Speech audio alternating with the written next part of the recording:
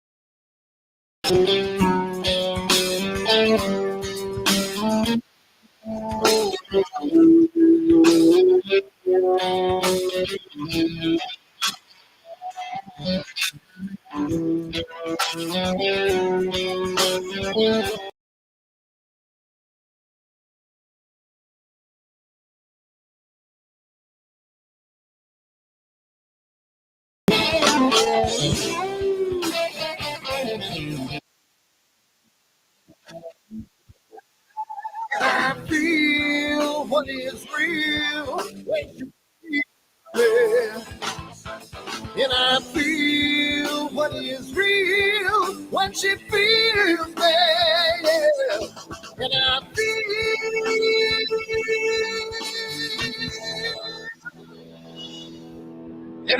feel what is real when she feels it. And I feel what is real when she feels bad, yeah. And I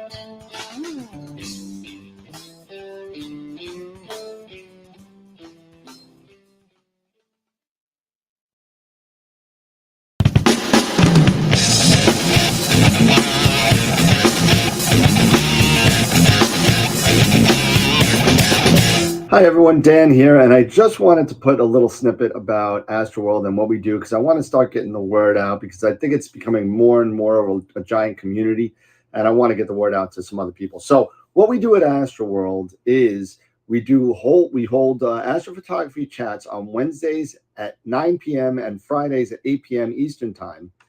And we just talk astrophotography. Wednesday's more of a techie kind of advanced intermediate, and Fridays is more of a newbie kind of thing. So if you want to check us out, and if you want to, hang out with some semi-decent people that like to go off the rails a little bit and have fun while they're doing it, come check us out at astroworldweb.com, and you can check out the schedule, and you can sign up for all the free giveaways that we do. We just gave away an Eagle 4 Pro, an Optolong filter kit, Charles Brackenstein's books, and a whole bunch of other stuff. So come to astroworldweb.com, hang out with us, have a good time, and as always, remember to keep imaging, keep educating, and clear skies. And I'll see you soon. Bye-bye.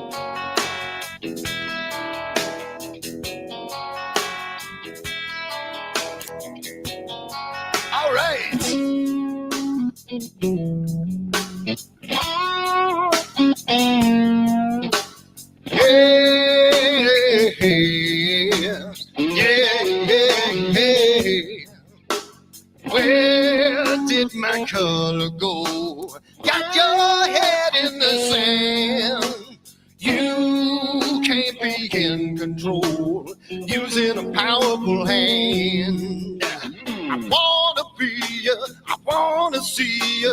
Don't taste the kisses of hate. Don't try to tell me, don't try to sell me, don't try to say it's too late. You're gonna push me to the edge, back me in a corner, making me stand in your shoes. Push me to the edge, hide a little color, it's black and white and blue. Black and white and blue, yeah. All right.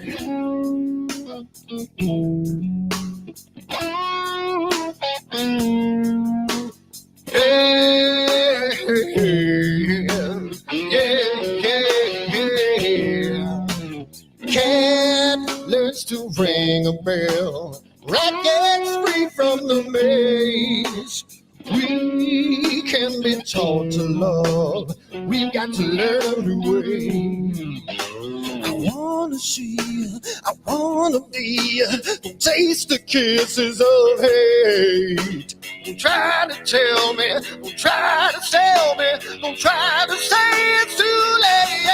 You're gonna push me to the edge, back me in a corner, making me stand in your shoes.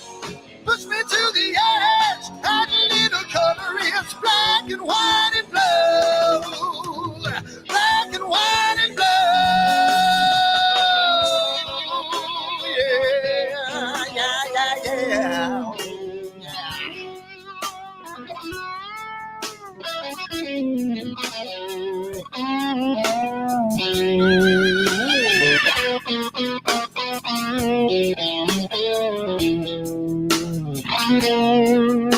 I wanna be, I wanna see, don't taste the kisses of hate.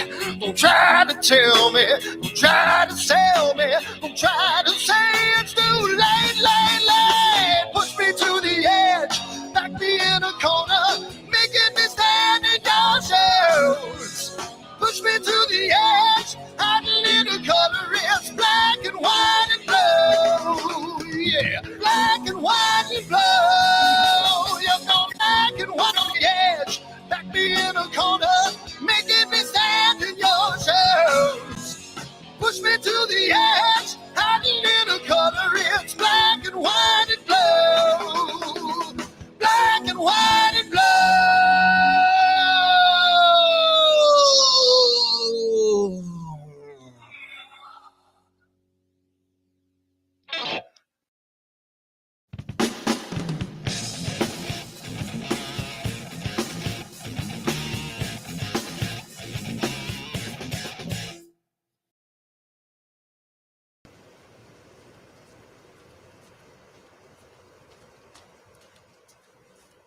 What the hell's wrong with my telescope now?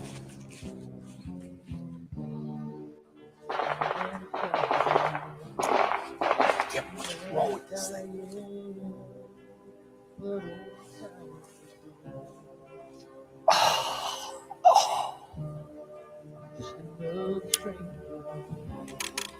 Another lost Lone Ranger. Can I break this spell?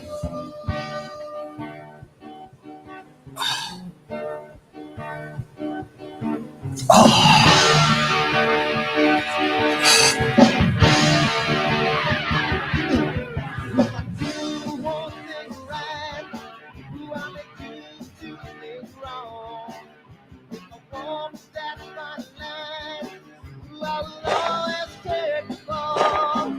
If I just do the left, watch you leave from the right.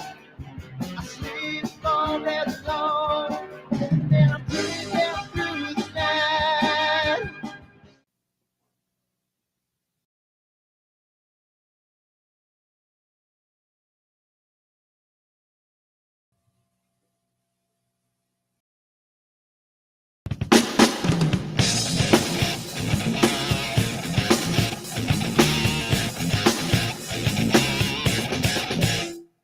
I've seen a lot of bankers, and I've seen a lot of cops. I've seen a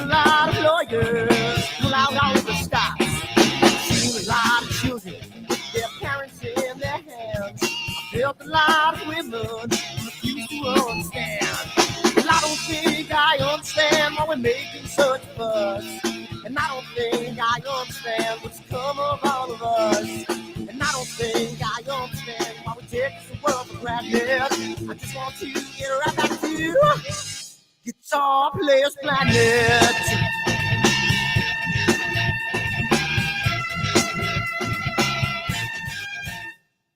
You see it in the papers, you read it every day. The riots and the fires going on in South LA. The muggers and the government, they're all wanting the same thing. They take you for your money, whatever spring. And I don't think I understand why we're making such a fuss. And I don't think I understand what's come of all of us. And I don't think I understand why we take this world for granted. I just want to get right back to Guitar Players Planet.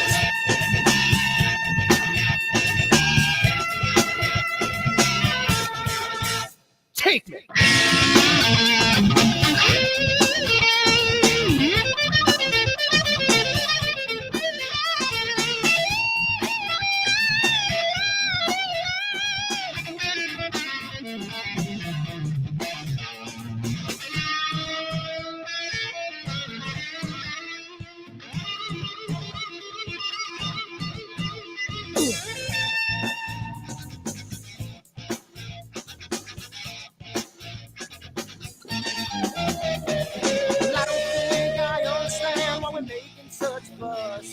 And I don't think I understand what's come of all of us.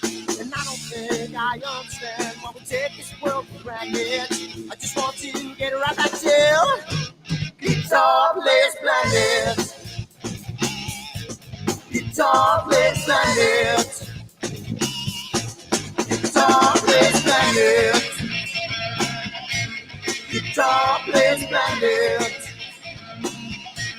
Guitar Players Planet. Guitar Players Planet.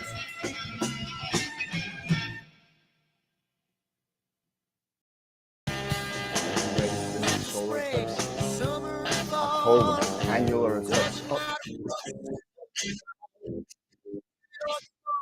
Don't let your glasses go.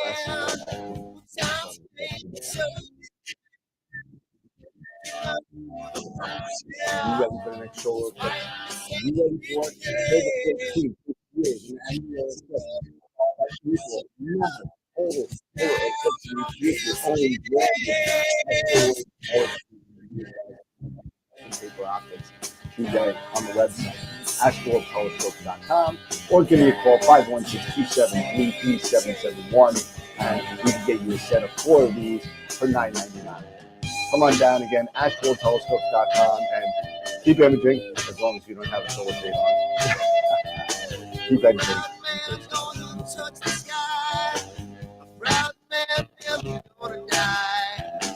He's gonna give it a little more bottle. He's finally thrown away the bottle.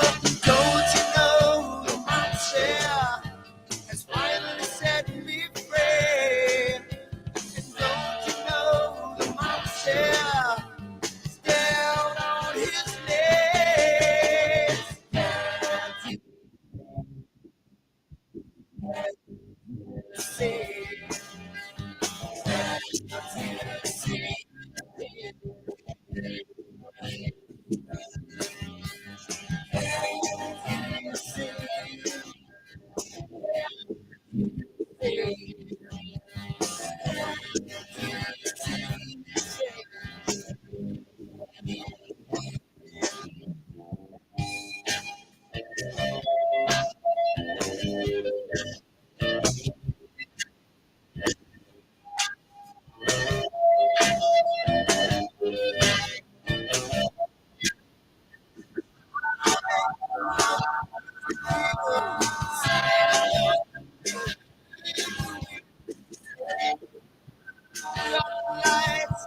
I had to give up.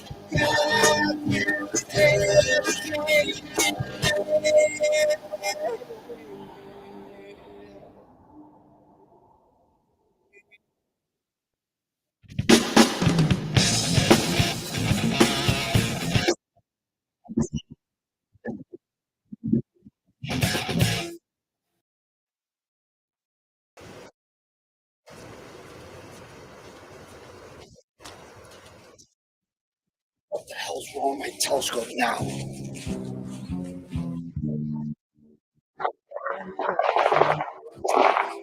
Yep, what's wrong with this?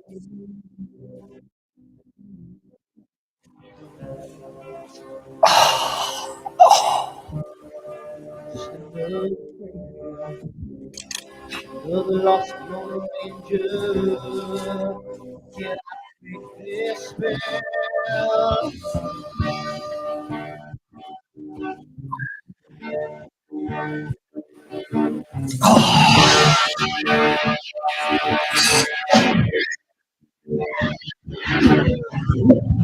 One thing right, a warm snap line, la la, it's gone.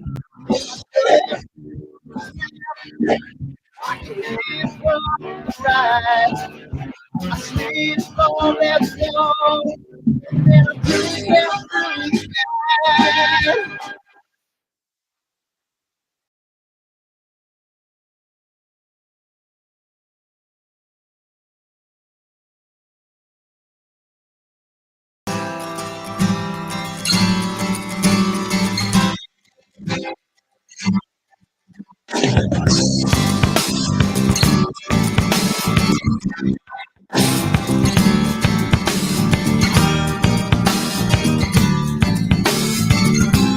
So here I am, out on the streets with my head in my hands. I've got no plan, only to see you again. Don't get me wrong, sometimes I like being kicked on the ground. I'm not that strong, but then I come to my senses. Yeah! I'm coming, you can feel my power. And I feel what is real when she feels me. And I feel what is real when she feels me. And I feel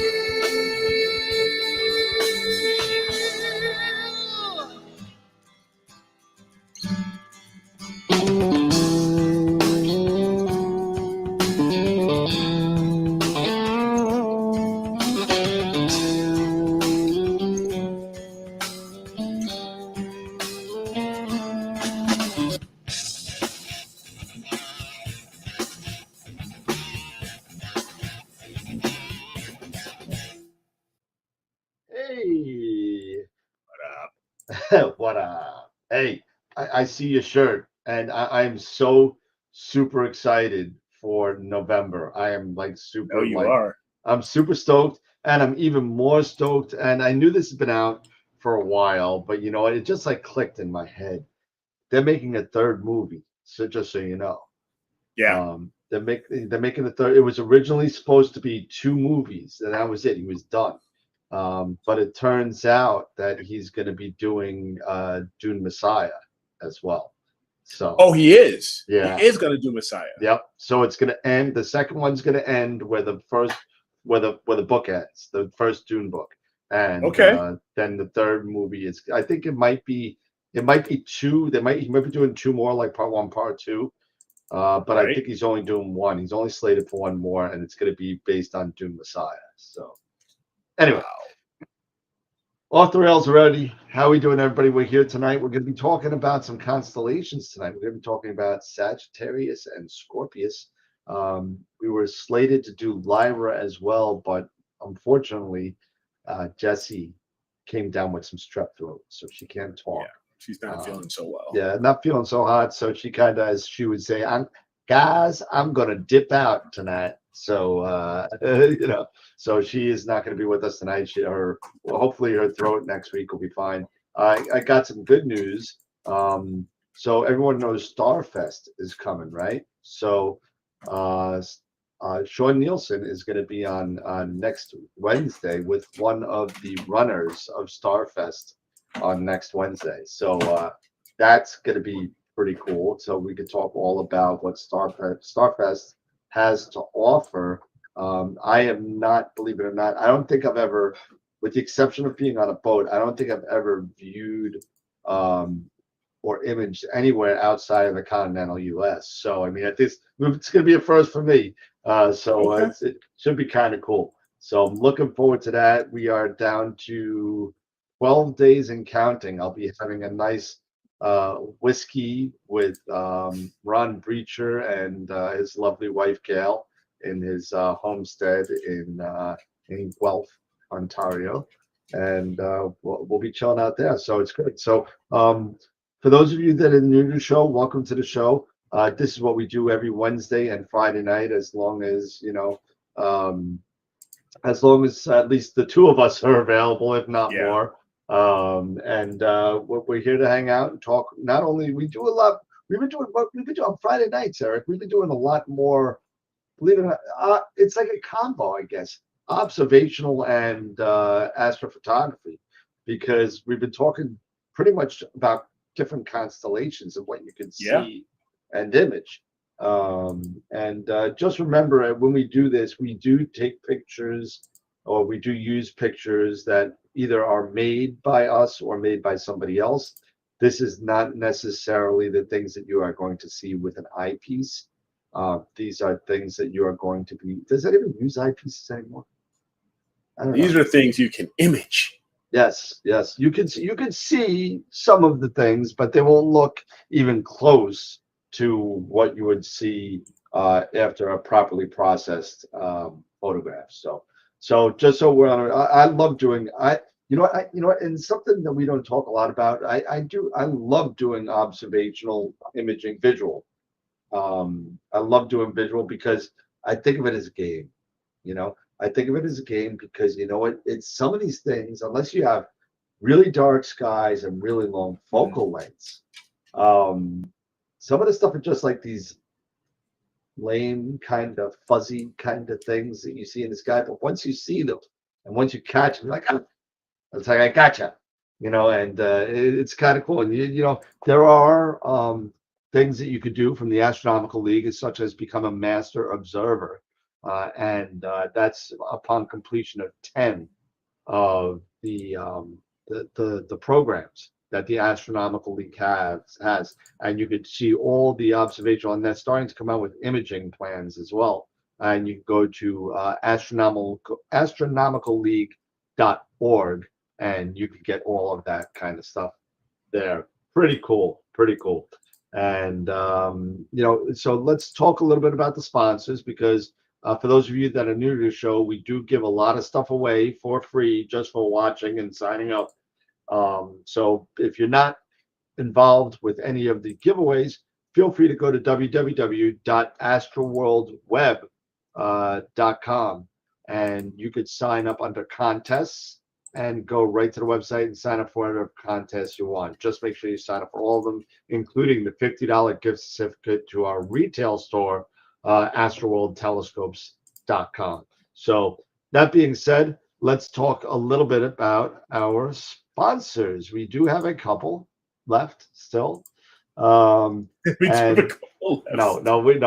plenty, and let me tell you something. They're very, the sponsors have been very, very generous to us over the course of the 4 years that we've been doing this. We cannot say thank you enough.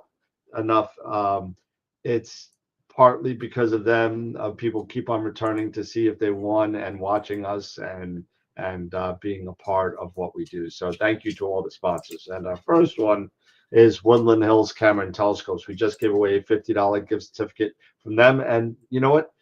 We're getting ready to give away our $250 gift certificate in almost a little over 3 months, right? So like the Thanksgiving, we give out a $250 gift certificate to Woodland Hills, and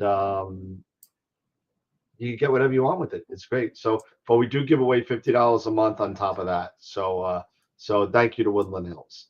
Followed by Primaluce Lab, Camera Concepts, and Optolong, all who have been very, very generous in the past to help us out with any sort of money for Camera Concepts. Primaluce Lab gave us an Eagle last year to give away, and Optolong, who has been very generous in giving us tons of filters to give away. So thank you so much. Also, Masters of PixInsight and IP4AP. If you don't know who these guys are, and they're all run by the same people, these guys, I'm so like, I got the Brooklyn thing going on. These guys are awesome. I'm telling you. Go to mastersofpixinsight.com, and for $35, you get 2 hours once a month, $35 each time, not $35 for everything, but $35 for each session. 2 hours with 3 of the best in the business with processing your images using PixInsight. So go check it out, www.mastersofpixinsight.com. And IP4AP is another tool that we use, at least a lot of places use, regarding tutorials on also Photoshop and PixInsight. So 2 really good tools to go. And we give away free ones. We give away a free Masters of PixInsight workshop every Friday night, and one year subscription to IP4AP every month. So definitely go check us out and sign up. We also have member sponsors that we got to say thank you to. Our highest level is the Off the Rails members, and that's only on Patreon. So Sean, Bob, and John, thank you so much for being our Off the Rails members and being one of our highest sponsors. So thank you.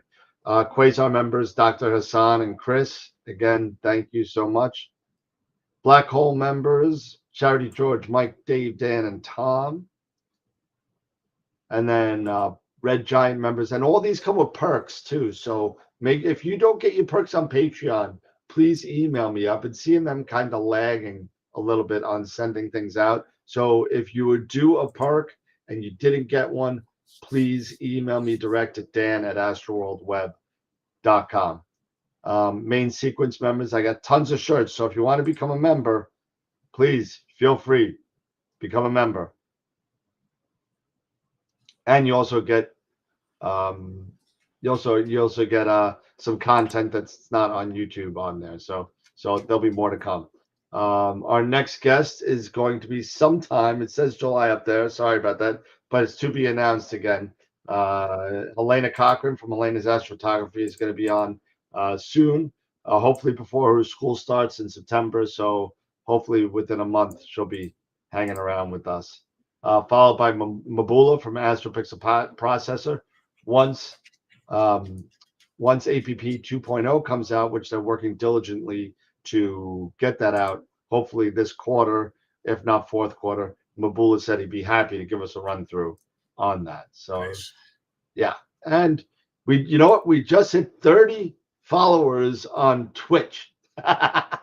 So we just hit 30 followers on Twitch. We have a Twitch following. It's okay. Discord, we're about 130 people on that. Facebook, Twitter, Instagram are all over 1,100. So thank you so much for the love. Thank you for the following, please. And if you get a chance, please share the show, hit the like button, do all the stuff that we need to do to make sure we get the word out there. for the show. And that's what we do. We've been doing this 4 years, and we have almost 1,900 subscribers on YouTube. So thank you so much. All right. And that being said, there we go. And playlist. There we go. Beautiful. So tonight, what I'm going to be doing is we're going to be going over Sagittarius. I'm going to be going over Scorpius, and Eric's going to be going over Sagittarius, because we're getting towards the end of summer. Unfortunately, again, we're getting into the, well, in all fairness, thank God we're getting through the summer because we got darker nights now. The nights are getting longer. However, we're saying goodbye to some of the lower part of the summer constellations, which means Sagittarius, at the summer triangle, Scorpius, and all of that. So we said before they disappear for this year, why don't we hit them before they go away and you can't catch the stuff? I need to change the Twitter logo to the X logo. Yeah. I don't think Elon's worried about little old me, but I have yet to, I tried to switch over to X on my phone, and it gave me so much trouble. It was so annoying. It was so bad. I still haven't got it working right. I click on it and it still doesn't work. So eventually I'll change it. It is what it is. Yeah. It's like let's see. I go to the X, and of course I got two things. So I go to the X, and it keeps on asking me to confirm my identity. It keeps on asking me. I've done this 3 times. So eventually I'll get there. Elon is a very dangerous man. Yeah, well, everybody's dangerous. It's only to the matter of level and money that you have to make it really dangerous. That's it. It's all about the money. It's all about follow the cash. Follow the cash. Exactly. Okay, so right now what we'll do is I guess I'll start real quick with because Eric started the last time, so I'll start this time. And let's see if I could get this rolling here because it's about 8:20, so we'll figure this out. Let's see, slideshow and from beginning. There we go. We'll get rid of that. Let me minimize this a little bit so I can see what I'm doing. And that. There we go. All right. So quick play. All right, there we go. So tonight what we're working on is for me is Scorpius, and there's a reason why I have Chase Sat Hunter, because really if you take a look at it, the Scorpius constellation follows Orion a little bit. So, and there's a reason for the mythology for that, and we'll talk about that in just a little bit. So Scorpius history, well, it's pretty interesting because it goes all the way back to the Babylonians. This again was also one of the original 48 that we spoke about this a couple of weeks ago. I think Eric and I have both hit on it, that Ptolemy's original 48 constellations. We know that there's 88 constellations in the sky right now, and there is 38 that are considered northern. There are the rest that are considered southern, and believe it or not, Scorpius is actually considered, even though you can see it from northern latitudes, is considered to be a southern hemisphere constellation. It goes all the way back to the Babylonian times. It's really kind of cool how far back this thing goes. So in the Babylonian language, it was actually called Mul-gur-tab, and those are the phonetic way of saying the way they wrote, because they wrote in pictures. All right. Let me get back to here. So here it is, Mul-gur-tab, and that's what it would look like, right?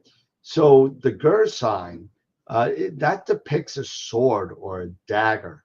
It's used as an element in names of all types of blades and is led to have Scorpius be called the sword of heaven. So that's what the mole part means. Um, the I'm sorry, the tab sign has a really wide range of meanings. It could be used to write a verb, to double or like twin, like Gemini or companion. But there's other common meanings that could be kind of translated that they kind of found out what it might mean. And then maybe a little bit more relevant to Scorpius, where it could also mean to burn up or a fire or a fever or a sting. So the combination of Gur Tab probably means something like sharp weapon or sharp sword or something like that, or burning sting, if you think about it, because the scorpion stinger is sharp. So another reference to the stinger there. So the Mulger tab again, is basically saying, the creature with a burning sting. Because I'm sorry, the Mo was creature, Gur was sword, and tab was the burning. So that's what it means. It was kind of interesting when I heard about that, and I kind of did some research on it. So the brightest star is Antares, or the heart of the scorpion. Sorry. So as far as the Greek mythology is concerned, the story states that Orion, which is again a winter constellation, which is below the horizon for mid-northern latitudes right now. So right now it looks like really the Scorpion is chasing Orion, the hunter. I said chase that hunter, like the title of this demonstration.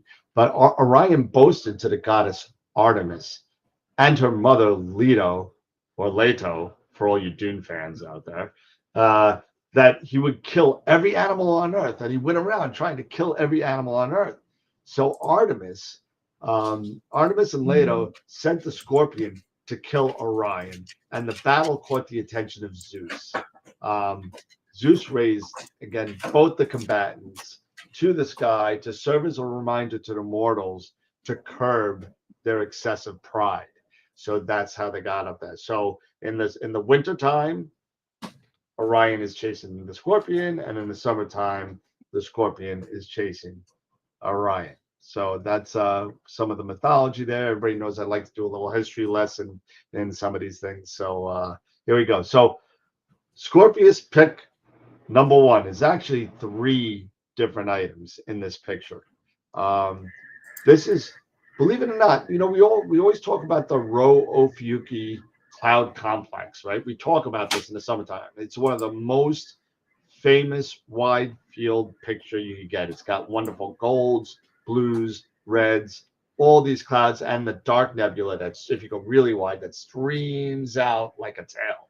Pretty cool, right?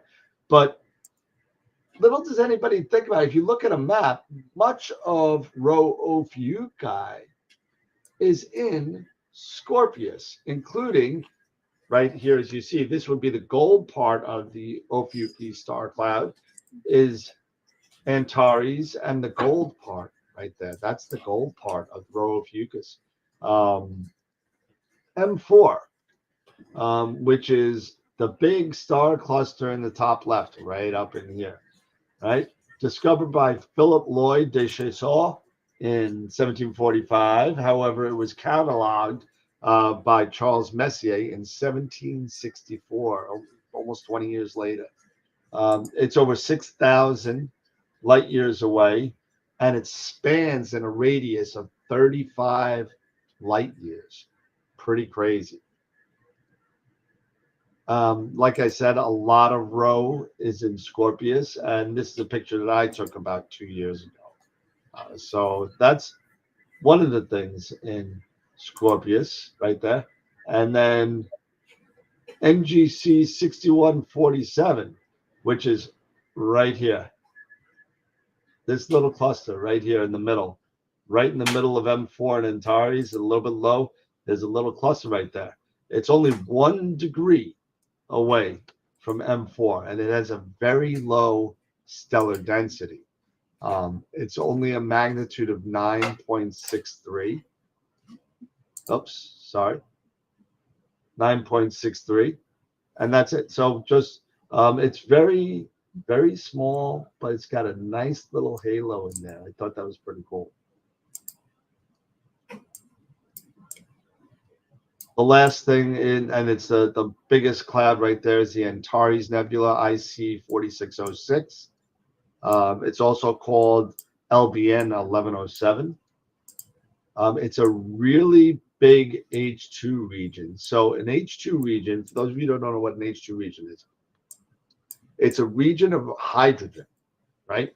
That's ionized. So that means it's either gaining or losing these electrons and becoming ionized in a molecular cloud of gas, where star formation has been taking place in recent times. So think about that. These H2 regions are basically, you know, little stellar nurseries that where stars were formed a long, long time ago.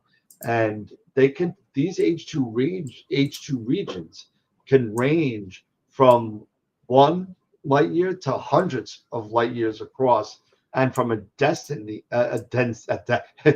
you are my Destiny. destiny. You are my density. Density. So and it can have a density from a few to about 1 million particles per cubic centimeter. How small that is, it's crazy. So it's very, very dense. Pretty cool. Dan Scorpius pick number 2. This is a picture taken by Eric Watson of the Blue Horsehead Nebula. And you can make out Who's that loser? Yeah, I don't know. Who is that guy? I don't know, but he's got to remember to put his name across the bottom of the picture. I did put my name on across so you can read it. Oh, so I can read it. Yeah. Okay. So the Blue Horsehead Nebula is a very cool wide field kind of picture here. It's called the Blue Horsehead because it looks like a blue horsehead. The brightest star is the eye and the snout, and it comes across with some nice. Eric was able to pull out some really nice dark nebula towards the back, so I thought that was pretty cool. It's 420 light years away. It's also a reflection nebula. I think it's an intermediate object as far as imaging is concerned, because you know, not for nothing, it's very Eric. You could hit on this. It's a dark, low brightness nebula. Yes.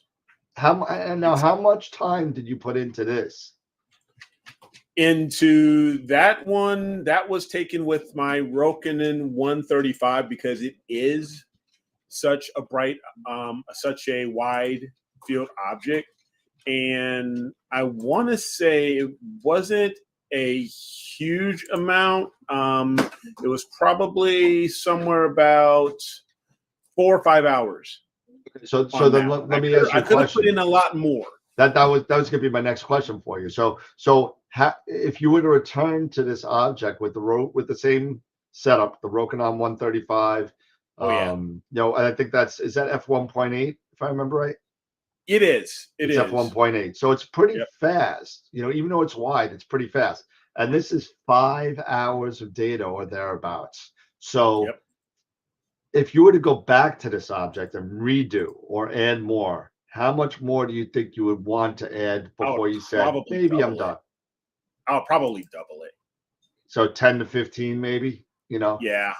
So there you go. So be prepared to put some time into this object. It's really dim. And if you want to get those nice streamers of the dark nebula that kind of makes its shape into that horse head, be prepared to put some time into this one. Yep. It's also pretty low for mid-northern. It's not very high. It's very low. Just remember that if you're shooting at about 40 degrees like me, it may be below some houses by the time you get done. So just be prepared. I was actually lucky enough that image was done in New Mexico. So I was pretty, you know, so that's how I was able to get that, you know, even for 4 hours. Nice. You know, so, yeah. Number three. And Eric, you know what this is, right?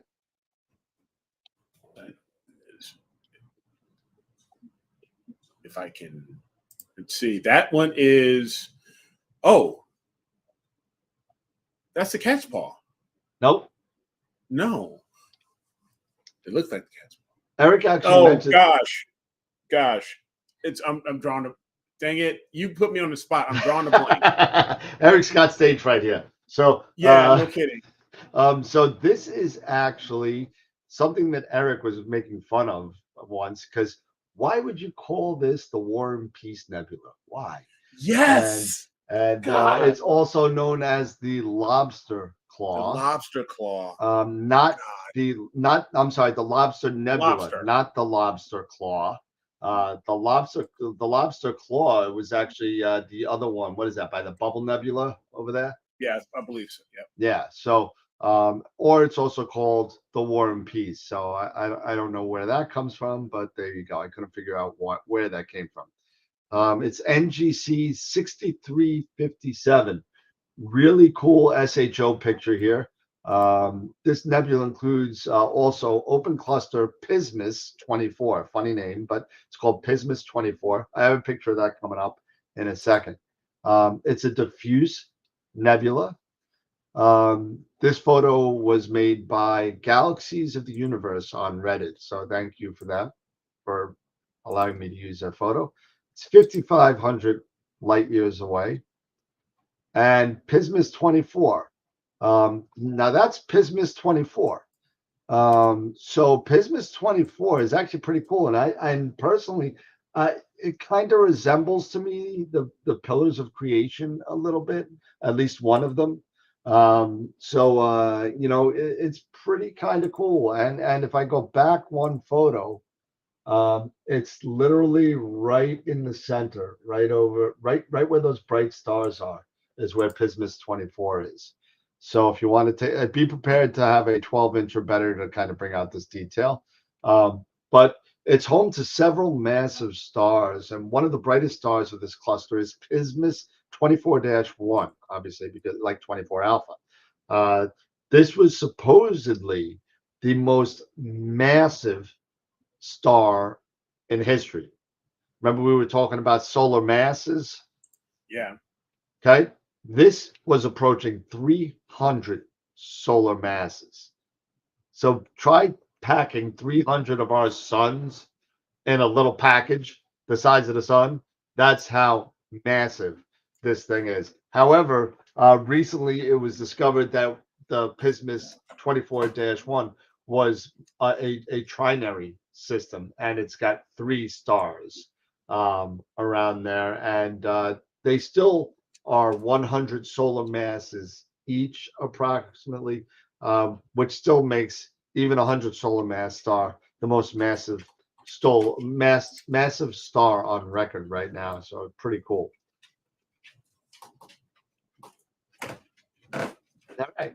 And speaking of which, we have the cat's paw. The cat's paw is, of course, the cat's paw. It's in Scorpius, right? NGC 6334. It's an emission nebula. This photo is by Fluxa, and as opposed to Flarxa. Yeah. but this is a little bit over 4,000 light years away.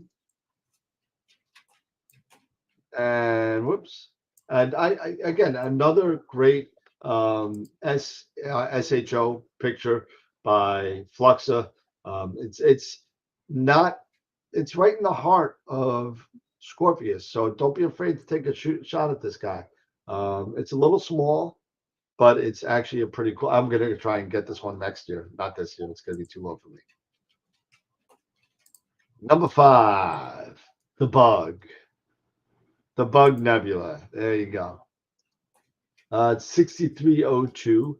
Now, this nebula, believe it or not, this picture, even though it looks to maybe a tad out of focus here, this was taken with an 11-inch edge, if I remember right, 11-inch SCT.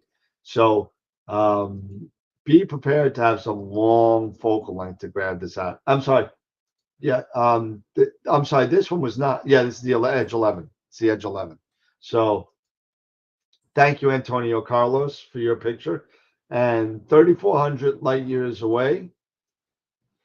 And pretty cool, but it's very, very small. If you take a look at NGC 6302 with like, I don't know, like a Takahashi 106 or something, this thing is tiny. So you're going to want to put on some focal length with this one.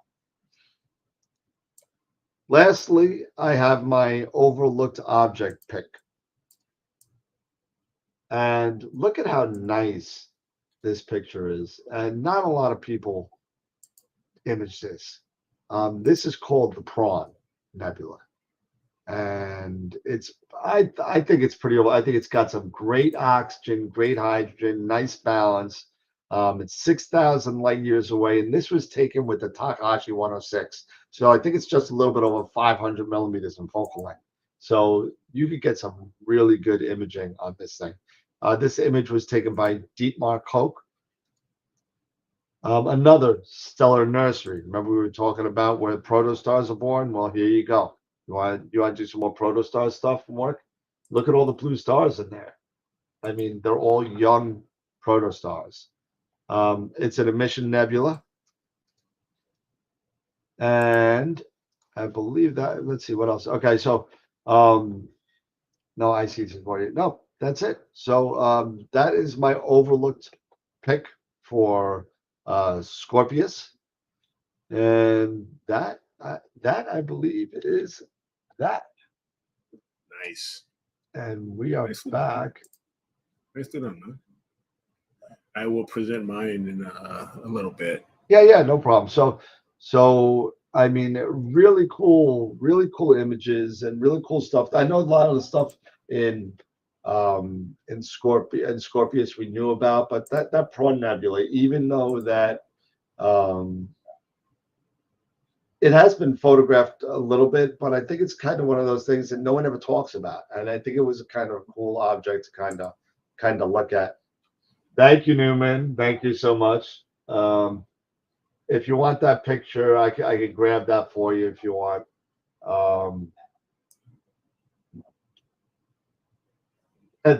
Thanks for showing everything I can't image. Why not, Tom? What do you want, Charity? I don't know. I guess you want that picture. I can send that to you, Charity. I have it. I have your email. So yeah, so we're sitting here and we're talking about Scorpius is a really cool constellation. I just thought it was really interesting about all the history about Scorpius and how it came about, and it was thrown up to the sky by Zeus so they could chase each other through eternity. And I thought that was kind of cool. Yeah. You know, I was really gonna put I think it was either Fahrenheit, no, not Fahrenheit 451. Was it Hangar 18, if I remember right? Where there was like these giant scorpions chasing after these guys, and I was gonna throw that on there, but I didn't put a movie thing in it. Although I didn't get a copyright strike for the Clash of the Titans because it was only like 3 seconds. But right, yeah. But would you believe I got not a copyright strike, but a warning for my Giotto video for the music that I purchased. You gave credit, right? Yeah, of course I did. I got him taking it. I got him fixing it, but it's just annoying. Wow. Okay. That's Oh man, this thing's on my nose. So yeah, so I'm wearing my glasses tonight because I have to read. So and you know what? Not for nothing.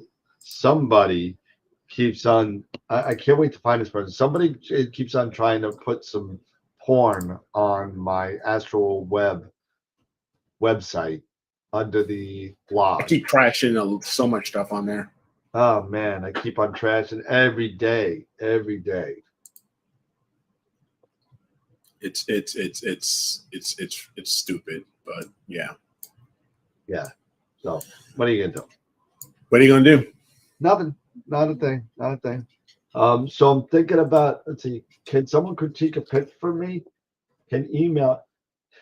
Yes, absolutely, Charlie. Feel free to send it to Dan at astroworldweb.com.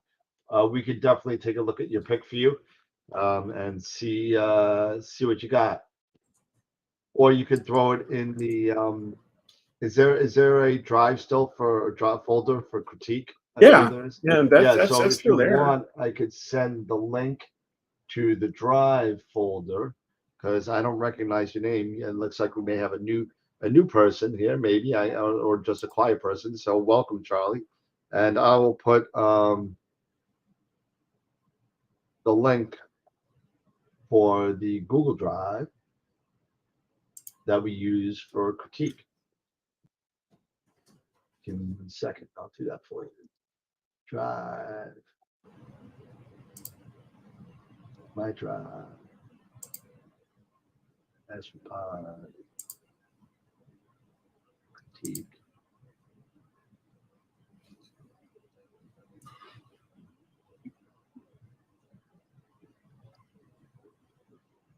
Share. Copy link. There we go. It's Cosmic Charlie in disguise. I wish. There you go.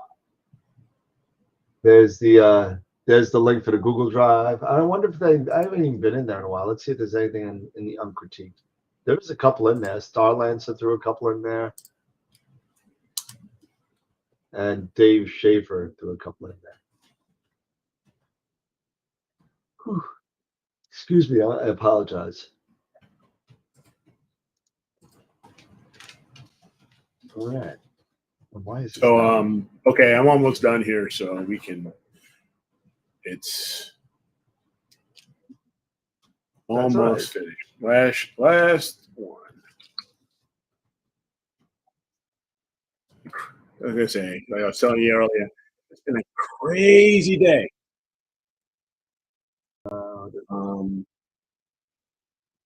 And yeah, so I think I'm good. Okay. Cool. So, all right, let me come here. All right, so Eric is going to be doing Sagittarius. Sagittarius. Yes, sir. Yes, sir. Sagittarius. I make Eric big now. There you go. Make me big. Me big. Yeah, you got a question about your shirt, I guess. I guess they're not used to the shirt. Yes, so. Tom. I was late doing my homework. I was late. The dog ate his homework. But yeah, I've got 3 dogs and they all ate my homework. So they were hungry. Yeah, they were hungry. So let's go ahead and get started here. Toggle screen sharing. And share. All right. Nice. So let's now move a little over to Sagittarius, which is, I think they're right next to one another. Sagittarius and Scorpion are right next to one another. So, all right. So about Sagittarius. Now, Sagittarius is actually the largest constellation in the Southern Hemisphere and the 15th largest constellation overall. And it's covering a massive area, over 867 degrees. It is massive. So Sagittarius, just like Scorpius, was recorded in the 2nd century by the Greek astronomer Ptolemy. And Sagittarius is actually Latin for archer. And Sagittarius, where it's positioned, is at the center of the Milky Way galaxy. And the galaxy is at its densest point while it makes its way through Sagittarius. So very cool. So very interesting stuff. It's information here with its right ascension and declination. And here in the north, for us, as far as our visibility, for both the north and the south, southern hemispheres, it's visible between 55 degrees and negative 90 degrees. So negative 90 degrees south. So that's 90 degrees south. And for us here in the north, it can be best viewed in August. So this time of year, around 9 o'clock. And the constellation's brightest stars, and there's quite a few. Sagittarius has quite a few bright stars. They form a star pattern or an asterism called the teapot, which we see here, which I highlighted. And there are 3 other stars, Delta, Epsilon, and Lambda Sagittarius, that they come together to form the archer's bow. So if we didn't know, as a reminder, what an asterism is, it is a grouping of stars that actually make a constellation or a shape or a star pattern. And this one is almost like a constellation in a constellation. So you have I'm a Little Teapot. Now, as far as the mythology or the story of how we got Sagittarius, there has been, I was doing some research, and there's been a bit of a confusion regarding who is actually being represented in the constellation. It's because in Greek mythology, there are 2 famous archers that are immortalized in the stars. One is Chiron, but he is the centaur, and he's the famous trainer of heroes like Jason and Hercules. But like I said, his constellation is Centaurus. Sagittarius is in recognition of Krotos, who is known as the inventor of archery. Krotos was a satyr, which is a creature with the head and body of a man and the torso and legs of a goat. Sometimes they even have horns. And he was the son of the nature god Pan and Eupheme, and he dwelt on Mount Helicon, and he kept the company of the Muses, who his mother took care of. So Krotos was renowned for being both a great, excellent hunter and devoted to the Muses and what they did, the arts. They're, music, art, all that stuff. So he is credited not only with inventing archery, but being the first to use illumination for hunting animals. And he is also said to have introduced applause, where he would clap his hands as the Muses were singing. And this was shown as a sign of acclaim, preferable to anything spoken. And to commemorate his diligence to the Muses, they asked Zeus to place him among the stars, which he did, forming the constellation Sagittarius. So now we'll talk about some deep sky objects, and some of these are what I would maybe consider some well-known objects, and some pretty surprising stuff here. There is a lot of stuff in Sagittarius. Too much stuff for me to point out or share or anything like that. There are 15 of Messier's 101 objects, 110 objects alone in this guy. And what I have done is I've shared some images here. I've taken one of these images. The top one is M8 and M20, the Lagoon Nebula and the Trifid Nebula, which I took with my Rasa. M17, courtesy of Chuck Ayub. M24, which is known as the small Sagittarius cloud, which in this pit photo here from JJ Lasada, you can still see quite a bit. You can see the lagoon, you can see the Trifid, you can see the M17, the Omega or Horseshoe Nebula. There's so much in this constellation. You can spend a ton of time in this constellation and grab some great objects.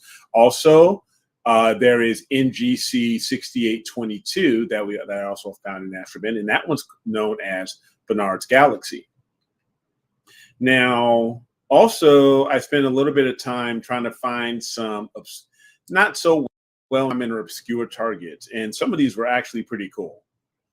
The first one here, right in the middle, it was actually a new discovery that was discovered by Marcel Drechsler, which is a combination. It's called the Berenstein Nebula and Supernova Remnant, and he spent a lot of time working from a remote observatories in Chile to grab this object, which is, I think, absolutely amazing. You also have, courtesy of Sirius Skies, LBN 86. For you all who have long focal length scopes, you may want to consider Abell 66, which is a planetary nebula, courtesy of Jerry McCone, which I also found on AstroBin.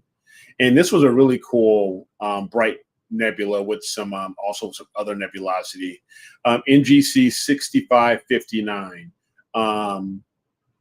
courtesy of GMAD Cat, also in AstroBin.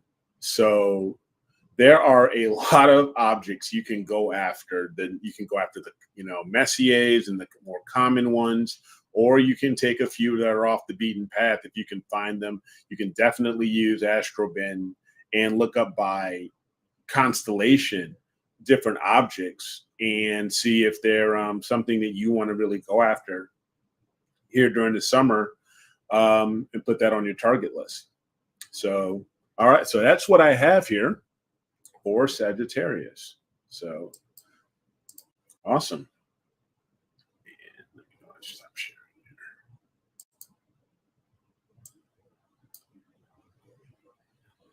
Cool.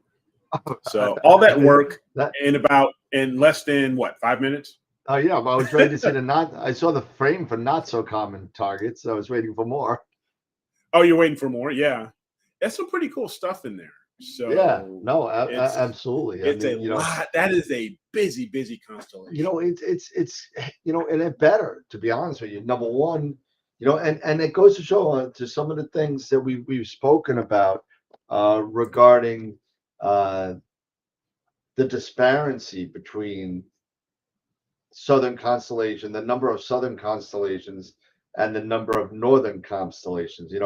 38 in the northern, 50 in the southern. So let's think about that for a second. So if Sagittarius is one of the largest ones, the largest in the southern sky, in the southern hemisphere. I mean, I'm wondering, and I don't have the numbers in front of me. I'm wondering how many constellations in the northern hemisphere equate to the size of Sagittarius. I am sure that many of them do, including some of the biggest. I mean, Draco, Andromeda, Ursa Major.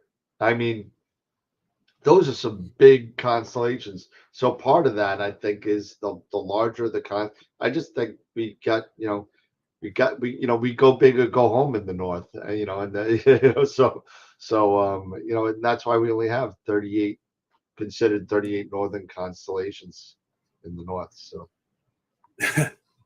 everybody apparently wants me to ban Charity.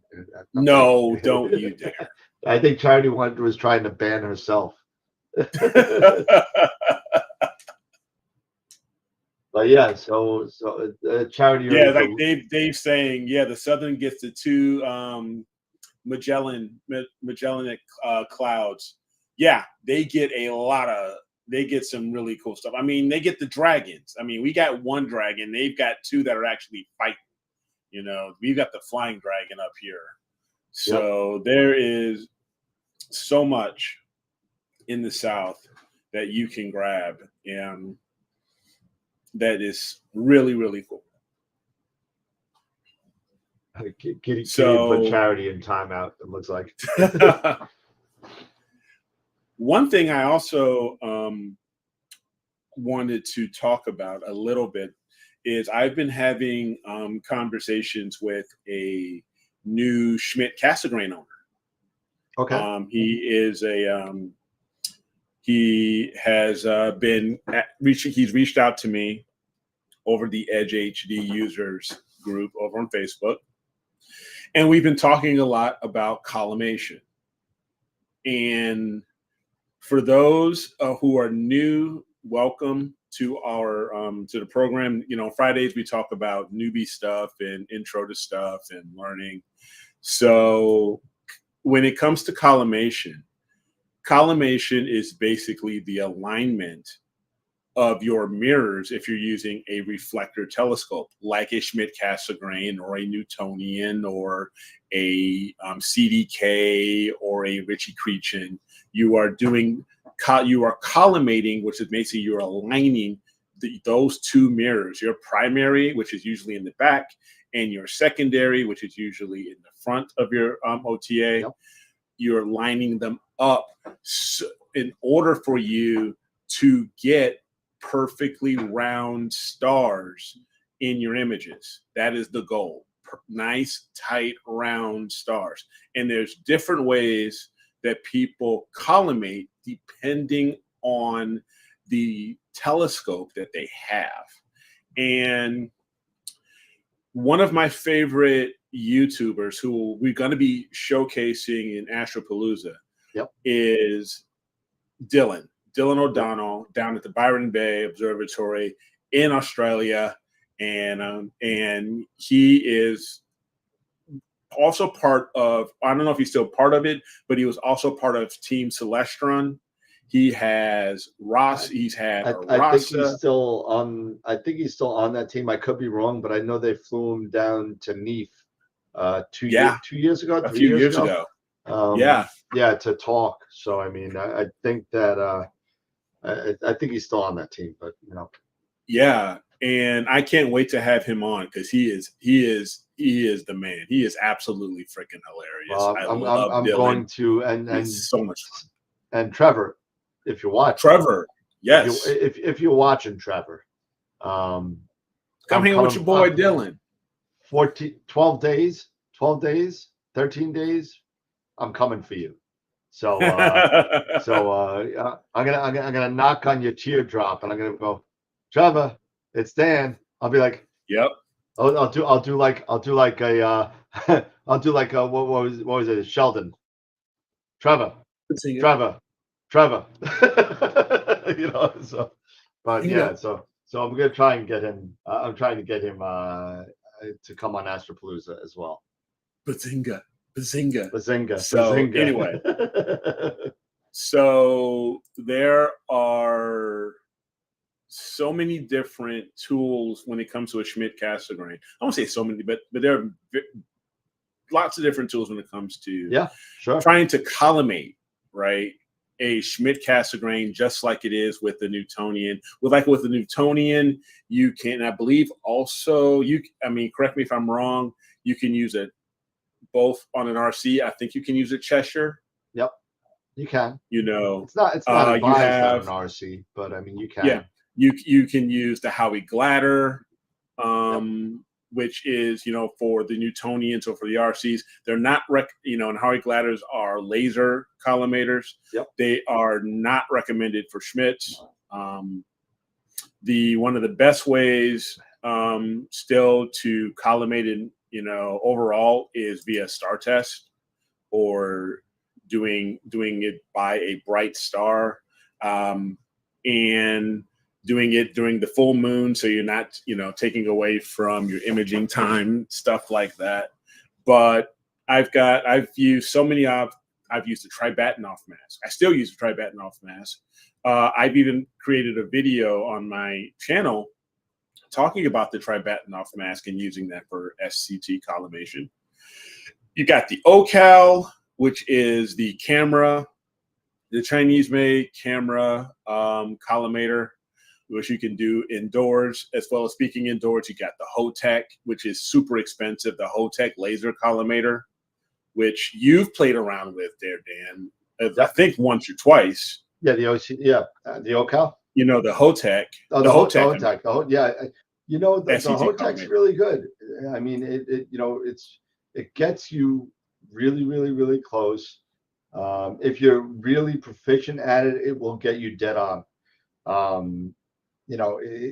It's to the point where you sit there and you go verify with the star test, and you're like, oh, maybe I could just turn it, 1/32 of a turn, Yeah. if you're really anal with it, you might be able to see a little bit of a difference with the star test. But for your intermediate to beginner user, you're going to be dead on. It's going to be good. Just make sure that your lasers themselves on the Hotech are straight. If the lasers are not straight and screwed in on the back, then Charlie Ford sent me the picture for critique, so we can look at that in a second.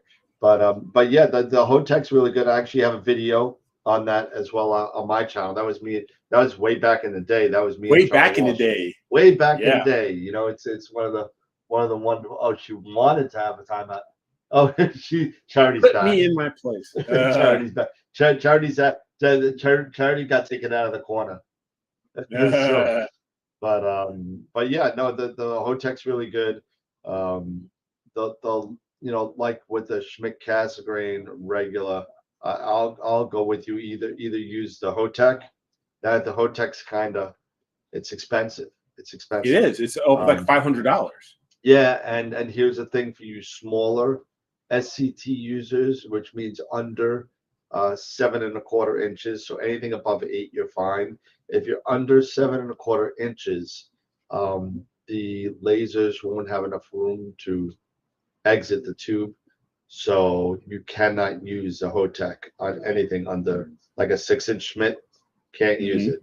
6-inch RC, can't use it. So all you 6-inch users or 7-inch max can't use it. So just be careful and read the descriptions of the Hotech before you pluck down $500-600. But if you have an 8-inch, 9¼ 11 up to a 14-inch, yes, get it. And I tell you, out of all of the reflector type telescopes, and I will agree with Starlancer here, is one of the easiest to collimate, if not the easiest to collimate of the reflector telescopes, for the simple fact that you only need to align the secondary. You only need to align the secondary to the primary. You do not have to manipulate or do any type of collimation to the primary and the secondary, as well as the focuser, like say maybe for a Ritchie-Cretan, for example. You have to align the focuser, primary and secondary. I believe for the CDK, and if Mark's on, maybe he can speak to that because he's got a CDK. As far as the collimation for that, but they are some of the coolest. But I've been working with this gentleman for past week, helping him out, showing him my rig and giving him recommendations, talking about should he go with an OAG because he has an 8-inch. Okay. Going with an OAG, or should he go with a guide scope? I personally told him, even though I do have OAGs and stuff like that, for me, and putting with this guy, as small as the 8-inch is, a guide scope, in my opinion, is perfectly fine. I don't think you'll get the flexure that that everybody else talks about from an 8-inch Schmidt as you would say, well, like with an 11-inch. Yeah. Something and you like also that. got to remember also as well, you really, at longer focal. Listen, the rules of guiding to me have changed since I started playing around with astrophotography quite a bit. I mean, there is no way in hell 25 years ago you would think about going guide scope at 2,000 millimeters. You wouldn't even think about it. You do a manual guiding with a joystick and slow motion controls, and that's what you were doing. But now and Eric hit me up on this, because the sensitivity of the cameras is so incredible, and the speed now at which your guiding program, whatever that may be, PhD2, MetaGuide, SkyGuide, SkyX, whatever you use, T-Point, max point, whatever you decide to use, it doesn't matter. But the speed at which the guide camera can now transfer that data, not only from your computer, from your computer to your mount, is so fast now. Yeah. You could get away with a lot more than you could get away with 20 years ago. You know, we always talk about that 1-to-1 ratio, right? It's that constant improvement, that constant innovation, that constant improvement that's leading you to where we are now. Yeah. You know, so. And maybe not in my lifetime. I don't think it's going to happen, but maybe one day, maybe David Wright will get his wish, who's been on the show twice, and guiding will finally die. So we got to get him back on the show. We have a lot of interesting people, and come in after the summer's done, when everybody's back. I'll start hitting people up for guests again. We've had, for those of you that are new to the show, I see a couple of new names in the chat already. We've had guests on the show going from Ron Breacher, Sean Nielsen, Amy Astro, Nico Carver. We've had old Adam Block. I mean, you know, Charles Bracken. I mean, I can go on and on and on with the list of people. Now, we've been in a little draw of guests recently because a lot of traveling has been going on this summer. So that being said, that leaves less room for guests and honestly more room for the members. And we're going to bring back the return of member night. But we do have that picture from a new member, Charlie. Charlie, critique. Yeah, Charlie critique. And at first look, I mean, I just saw it really quick for a second. I'm telling you, we're not going to have a lot to critique here, to be honest with you, but we'll throw it up there anyway because it is a nice picture. I'll tell you right now, and I'll go for it. Stats in a second. Let me find it again. There it is. There we go. The bat. The bat, or the xenophobe, whichever you want to call it. Sometimes they call it the flying bat, or they call it or sometimes they call it the xenophobe, the alien. I don't know. I call it the Eastern Veil. You can't see if you turn this vertical. If you can turn this vertical, you can see the xenophobe from Aliens. It's like yeah. Here's the head and the tail, and I could see that. Let's see the layers. Where's Eric? I miss Eric. There you are. Here I am. Hey. It is. Yeah, live. I mean, honestly, I see round stars. I see really great detail in supernova remnant and the nebulosity. I see really nice, mixture of the O3 and the HA. Okay, just to give you some stats on this real quick. Yeah. This was taken with a really good scope. So it's with a Esprit 100 with a 294 MC and an Optolong L Extreme on an EQ6R. Okay. Stacked in PixInsight, ASI Air, EAF. It looks like, 5 minutes. It looks like 1,100 minutes. If I'm doing my math right, 288 5 minutes. So that's 1,400 minutes. So what is that? I don't even know how many hours that is. We have some comments here. Gideon saying it's maybe a little bit too dark, so maybe a bit high on the contrast, perhaps. But Starlancer is also mentioning there may be because this you have such a dense star field here with where the veil is.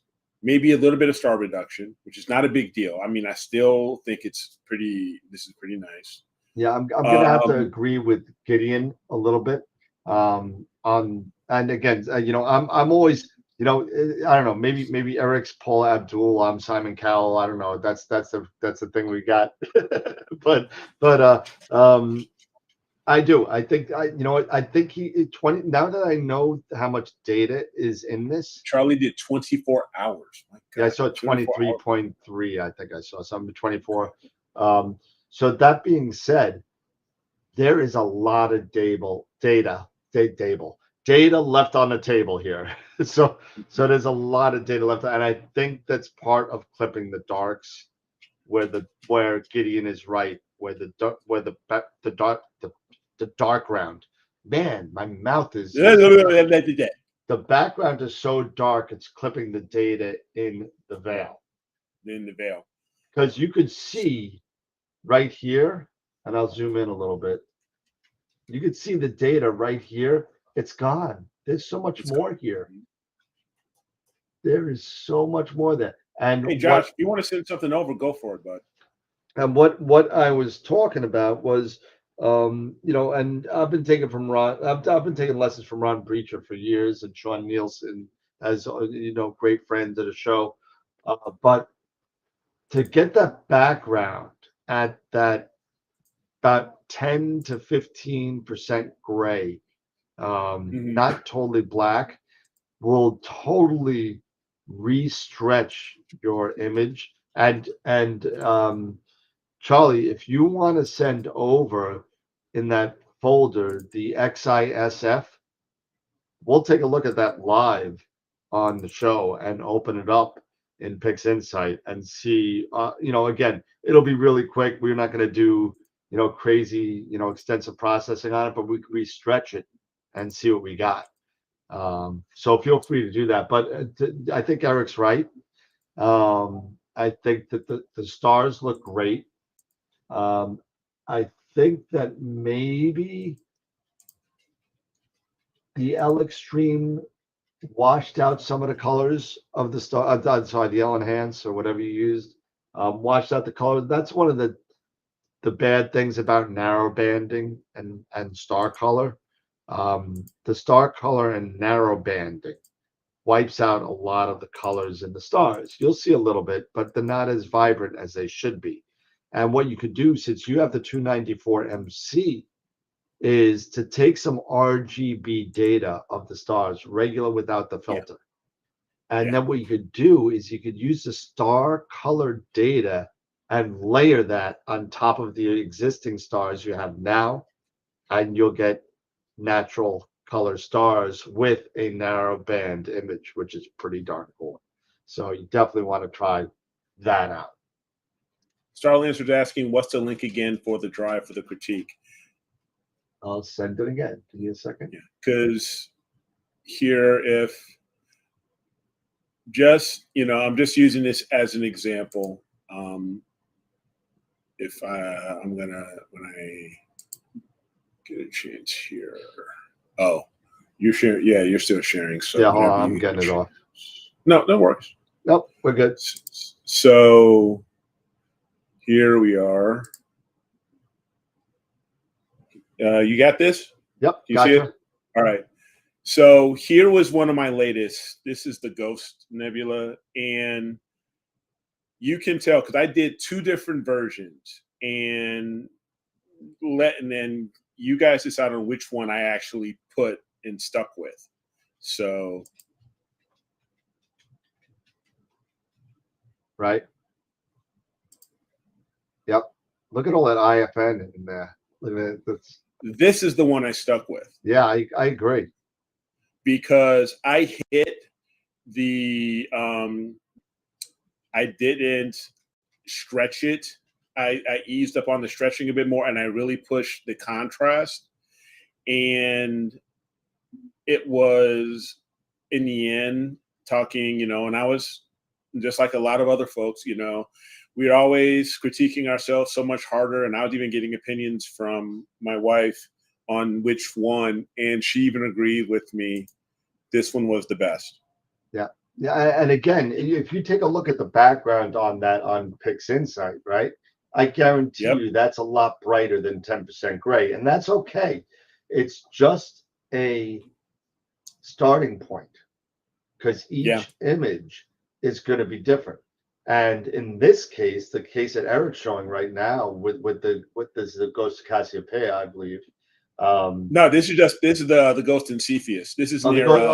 Sorry, Cepheus. Yeah, Ghost. this is the Ghost Nebula near the Iris Nebula.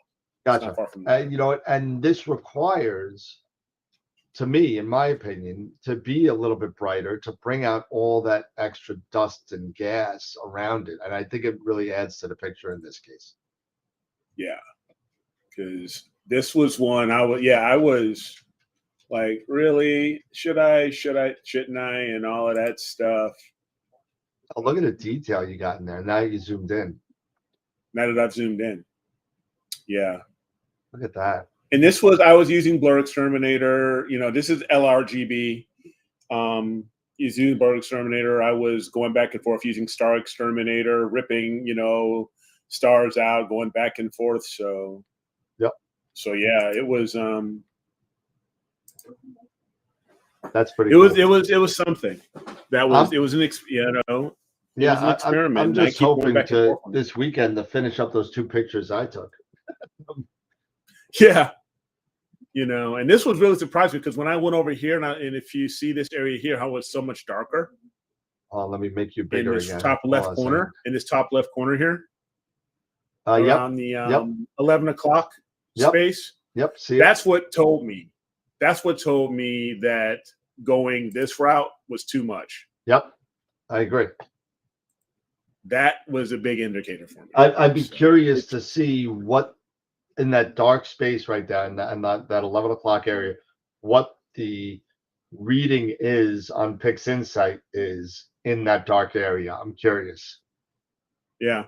Well, you know, I can. I can look at it. Now. I'm just curious. No. I said, you know, at some point maybe I'll do that. You know, so I can. You know, I'll let you know. But it's just these are the things as we were talking about contrast and the sky background and things like that. That in your comments about mentioning Ron, that I'm learning a little bit more through you when you're meeting with Ron and then you're passing on that that knowledge to say yeah. So that's why I wanted to share this and you know what and you know I can't belittle the influence that Sean Nielsen has also had with my processing. Because Sean's my man. The both of them together, it's like a powerful, it's like a 1-2, you know, it's like unbelievable. So if you're looking for lessons, they both do lessons. You know, it depends on the price, what the price they give you. I'm not going to talk about price, but they do lessons. And you could go to Masters of PixInsight and you could go to astrodoc.ca, which is Ron's website, or visibledark.ca, and that's Sean's website. So you can book time with them. And he actually uploaded the XISF as well. So we could play around with this for a little bit if you want. All right. Let me see if I can download it real quick.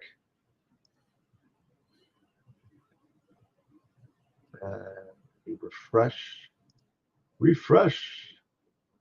Charlie Ford. I mean, and I've been learning so much more just us hanging out, getting info from our viewer membership and others to when I made the transition from one-shot color to monochrome.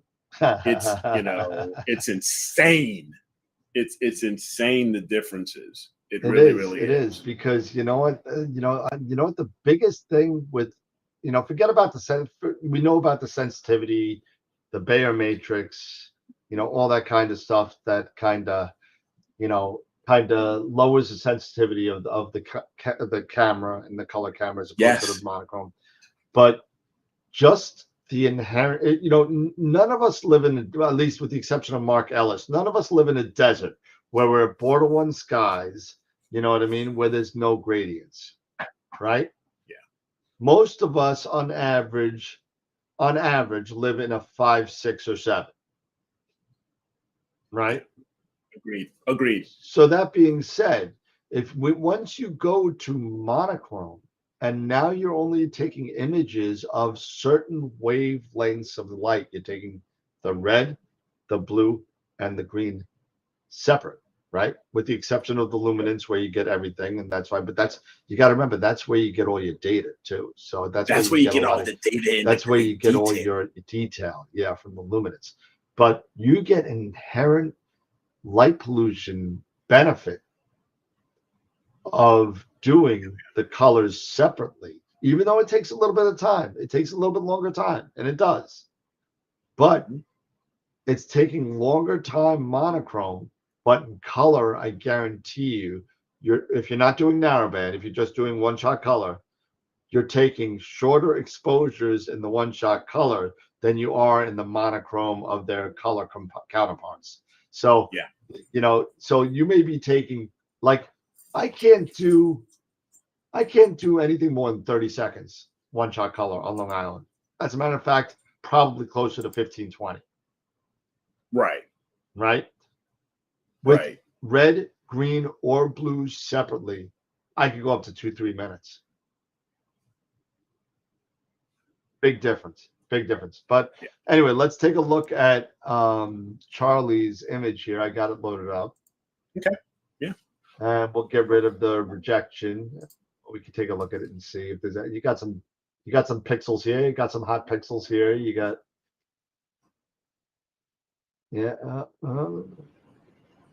what's going on here? A little funkiness in the rejection.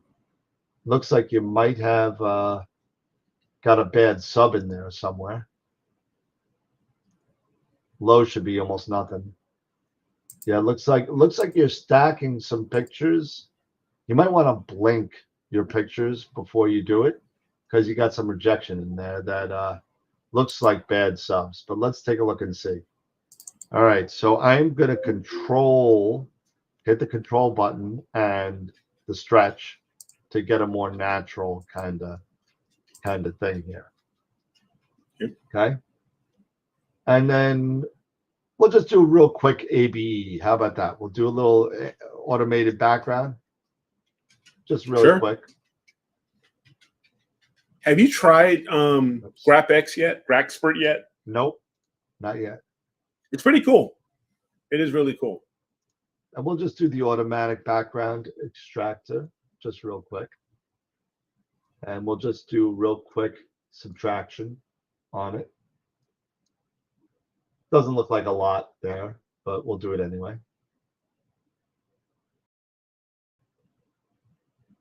Okay. Why is this in sticky mode? Go away. Okay, and let's take a look what it took out. Yeah, so it's quite a bit. It's a bit. It's not ugly. It's not bad. You got some red in the middle, some green it took out, but it's not bad. Yeah. But it did take out some nice chunk of background. And we'll do a control. Hit the control button again, and we'll do a stretch to get a unlinked stretch, right? And then we're just going to do a quick stretch. We're not going to do anything else. We'll just do a quick stretch and see. So process, all processes, histogram transformation, right there. And now let's see what we could do. And we're going to track and reset. And then the only thing, I'm not even going to look at it. I'm just going to bring it on over. I'm going to zoom in. And I'm going to bring it on over again. Now, I don't know if you could see this on the on YouTube, because the resolution on YouTube sucks. But you see these white lines. There's 25, 50, 75, and 100. There's four lines here. So right in the middle, there's a real dim line right here. You can see it on your computer, I'm sure, but that's at about the 12%, kind of. That's half of 25, 12.5%. So we're just going to move the peak to the 12. And then what I'm also going to do is I'm going to push all the way up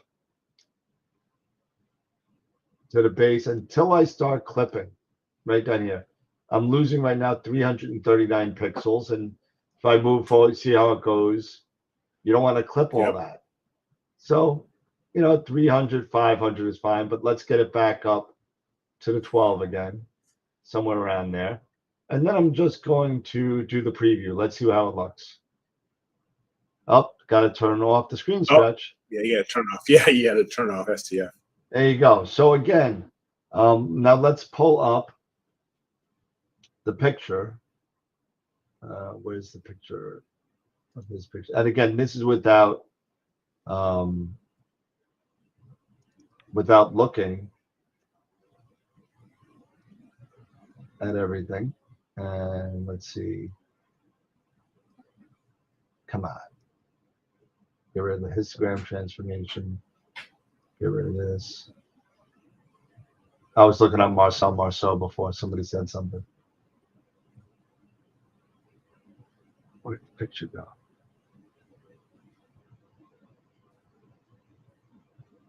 Where did my picture go? Where'd the picture go?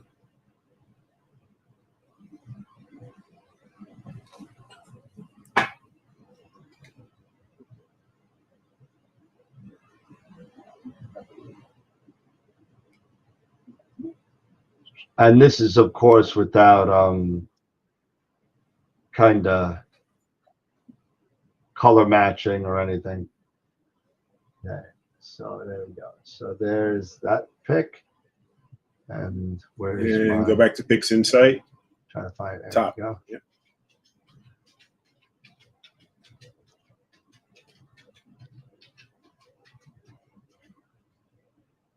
Yep. Did you kill your histogram transformation? I think I did.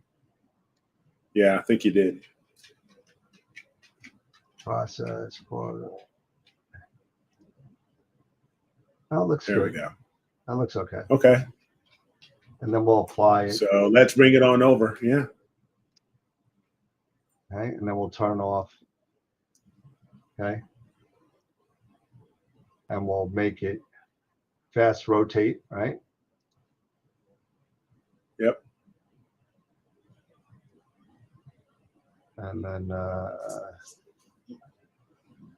It's probably off to the side. Probably got to scroll.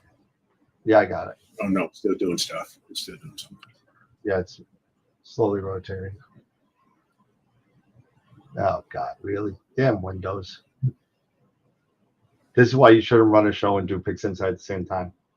But I might have to get out of Pix Insight. Wait, how much RAM are you got in that thing? I got plenty. Oh, there it goes.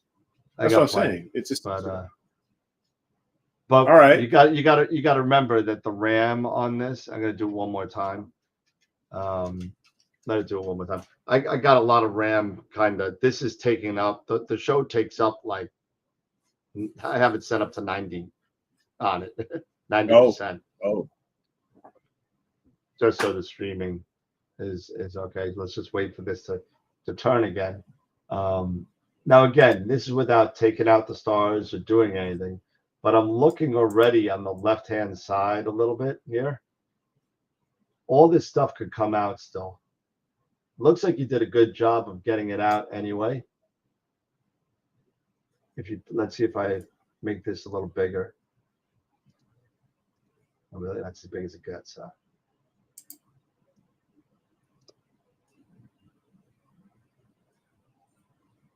I'm just looking to see. Yeah, I think if we did a little bit more with this, I wish I had your project file so we could restretch the send the project file, not just this, because you did a lot more to this than what I did.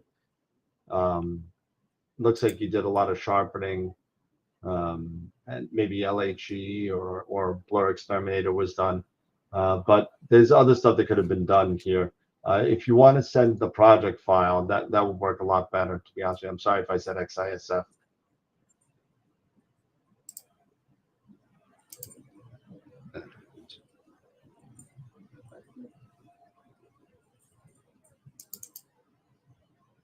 What's going on in the chat?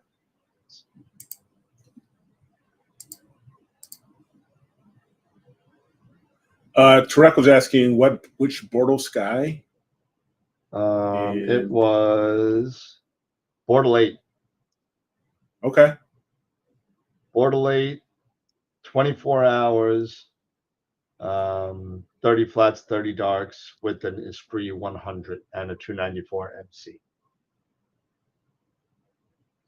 So that being said, yeah, if you could send the project file, send me the project file. We could back up from all the other projects that you did. But the image looks really, really good, though. To be honest with you. Yeah, especially for Bortle 8.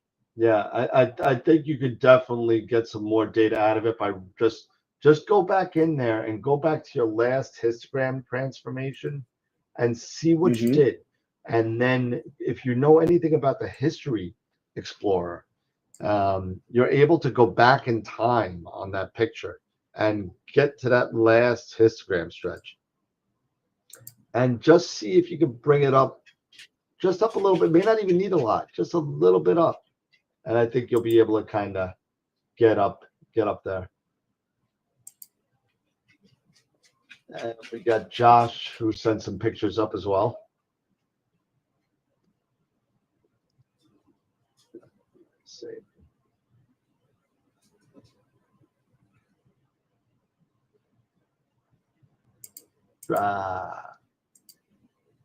Astropod.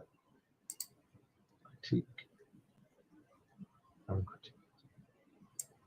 Let's see.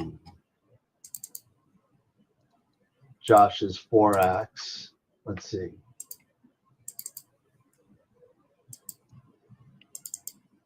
Quick play. There we go. And here's the 4-ax by Josh. And that's a new process. New palette. Yep. New palette, right? Yeah. Got quite a bit of, you can see quite a bit of dark nebulosity in there. Yeah, you can. Quite a bit. And I know this is Josh's style, so Josh, don't take this the wrong way. I just think the sharpening may be a little too heavy-handed. It just looks almost not real here to me. It looks very, making the darks too kind of processed to me. Everything else looks kind of, real, and then you get to the center and it's like, yeah, that's just me. Everything else, everything looks great. It's a great picture. I like it. It's very, but it looks almost, I know, and I don't want to say anything about it. I know it's Josh's style because, and I like what he does. He actually is a picture of the month winner with the Seagull Nebula. But it just seems a little heavy-handed, maybe on the Blur Exterminator here and in the center of the Trifid. I think the dark nebula is just too dark. That's just again my opinion. Yeah, the stars do look phenomenal. They look really, really nice. It looks like he was able to. And Josh, correct me if I'm wrong. I think you're using the red cat on this as well, still with the 183.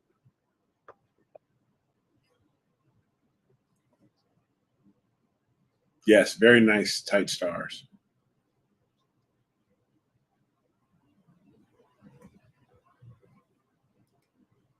Josh White, Alden. Yeah, Norm, you'll get yours. Don't worry. Yeah, let us know a little bit on the No. One send in your images, please. If you've got this type of stuff and you've processed, and you start sending in your finished images, your finished processed images that you put in 10, 4, 10, whatever. I don't care how many hours you put. It could have been 2 hours. I don't care of integration time you put into this or processing, post-processing. Share them in the into the contest. You never know. You might be surprised. You got to be in it to win it, right? You got to be in it to win it. You just never know. Oh, shoot. I forgot to buy my freaking lotto ticket for the $1.5 billion whatever. There's another $1 billion lotto? Nobody won. Wow. Because I don't, and you know what? I honestly I don't play. There was a I don't play $1 the million lottery. winner right in the next town over from me. Yeah. Oh wow, really cool. Yeah. Yeah. I don't. Yeah. I'm not a gambler much really. So. I'm not a gambler either. Yeah. I buy, every once in a while. If it's not over $100 million, it's just not worth it to me. It's not worth it. Yeah, I don't want to I give will agree somebody. with you there. I'd I will rather agree give with you. Eric the $20 than you know. But this is a different palette that Josh did, a little different. And Oh here, wow, even that's different a too. little different, right? But here, Yeah. even with the pink in here, I think the centers of the nebula look better here than in the other one. I kind of like this one.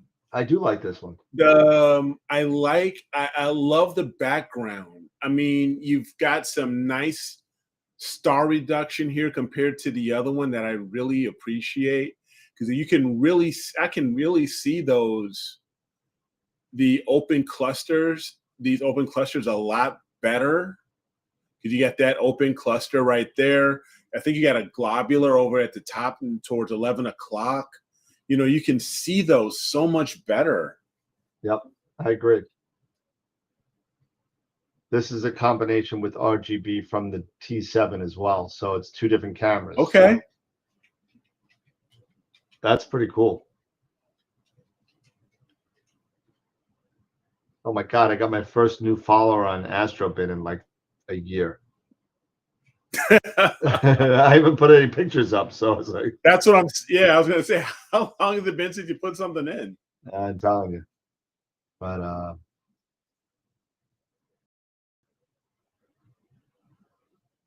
yeah, and Dave, maybe that's the 4-ax. I don't know.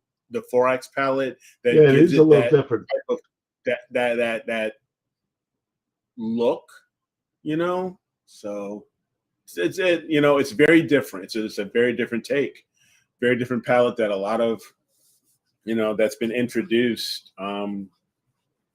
It's not for everybody. Yeah, I agree. But yeah, so I believe don't we have to do a picture of the week tonight? We do. We do. We do. We do. Before we get into that, and for those of you people that have been interested in what AstroWorld has now evolved to coming into retail and opening up our own retail store, I'm starting to build a YouTube, Facebook, and Twitter, X, Instagram, whatever you want to. I have it all for AstroWorld Telescopes. Please join and support us on AstroWorld Telescopes on all the other platforms as well. So the AstroWorld Telescopes will be more reviews kind of thing. It'll also be hosted on AstroWorld TV as well. But I'm trying to build things a little bit differently. But all of the sales stuff is going to be on the AstroWorld Telescope site. So make sure you become a follower and switch to AstroWorld Telescopes and become a member of both. So,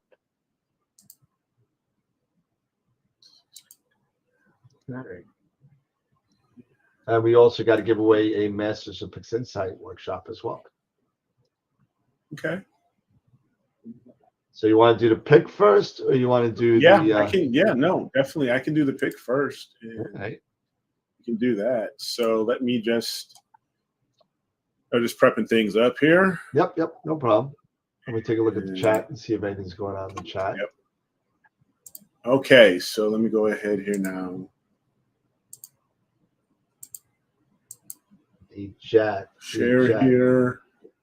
And all right, so back at astroworldweb.com. I'll hide this for a second. So we're going to go over here to image contest. And let's see. So our entries were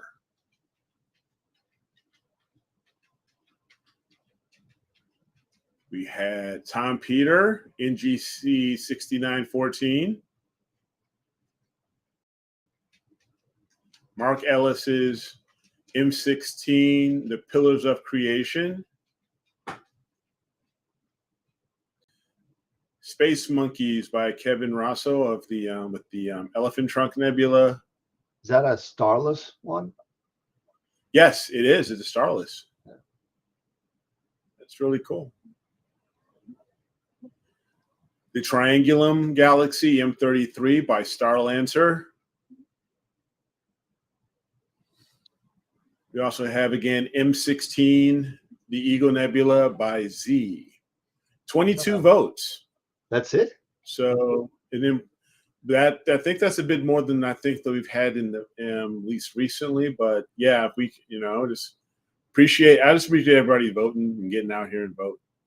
The more the merrier. The more the better. Yeah, and get your friends, get your family, get everybody to vote. Yeah, On tell them to go to astroworldweb.com and /image of the week. Yep. And /IOTW and have them vote. Yep.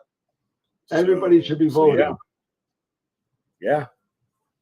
So let's see who did it. Let's see who won. Who did it? Who made it? All right. Who's the winner? At 22 votes. 22 votes, and the winner is. Are you serious? Are you serious? It's a tie. Another tie. Man, the calendar. We've had 2 ties. We've had 3 ties. The image of the month. Yeah, image of the month for June for July. Yep. I'm sorry for June. And then and now image of the week, tie and tie again. Crazy. So we got a tie between M16 by Mark Ellis and M33, Jason Pellegrini's Triangulum Galaxy. So congratulations to the 2. Congratulations. You guys will be in the running for the picture of the month for August. Yep.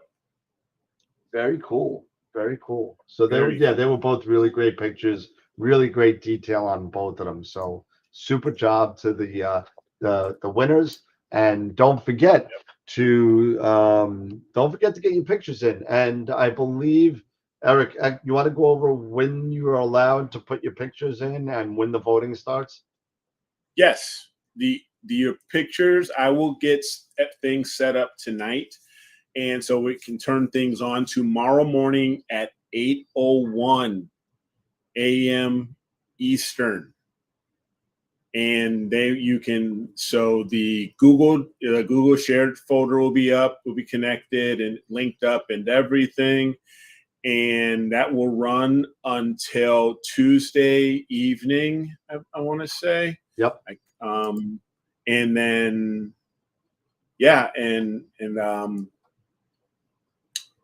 so that runs until Tuesday, and then I get things set up for us to vote.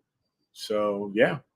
Right. So vote early, vote once, because that's all you're allowed to do is vote once. You can do. But get everybody to vote. Send it to your Facebook pages. Send it to wherever you want. You could share. So I'm going to be putting more postings out there for pictures of the week again, because I've been slacking on that. So I will make sure that happens. But hey, listen, more pictures you have, more votes you have, the less likely a tie will happen. So exactly. Get the votes. Remember the website, www.astroworldweb.com, and under contests. /IOTW. Yep. And so the entry period begins 8:01 a.m. Eastern, concluding at 6:59 a.m. on Tuesday. And if you didn't get Saturday, Sunday, Monday, and just before Tuesday, Tuesday at 7. Well, the link is in the description of this video, of every single video. The link is in the description all the way at the bottom. It says submit your images here. And there you go. It sends you right to the webpage. And if you're so inclined to buy us a cup of coffee or something, you could go to our Patreon page and support us there as well and get some cool perks. So that being said, let's give away some free stuff. We're going to give away some free stuff. Yeah. and we're going to be giving away a Who master's. doesn't love free stuff? It's free. It's free. Free. And That's we're it. giving away a Masters of Pix Insight workshop. The next one is actually this Tuesday, and they're going through an entire workflow of, I believe it's Omega Centauri, if I remember right. So, so go check it out. If you don't win tonight, they usually have about 90 or so people at these events. 90 people every Tuesday that they do it. So go check it out. You can spend 2 hours learning about how to process globule clusters in this case. So let's get the Sean Nielsen Wheel of Fortune up.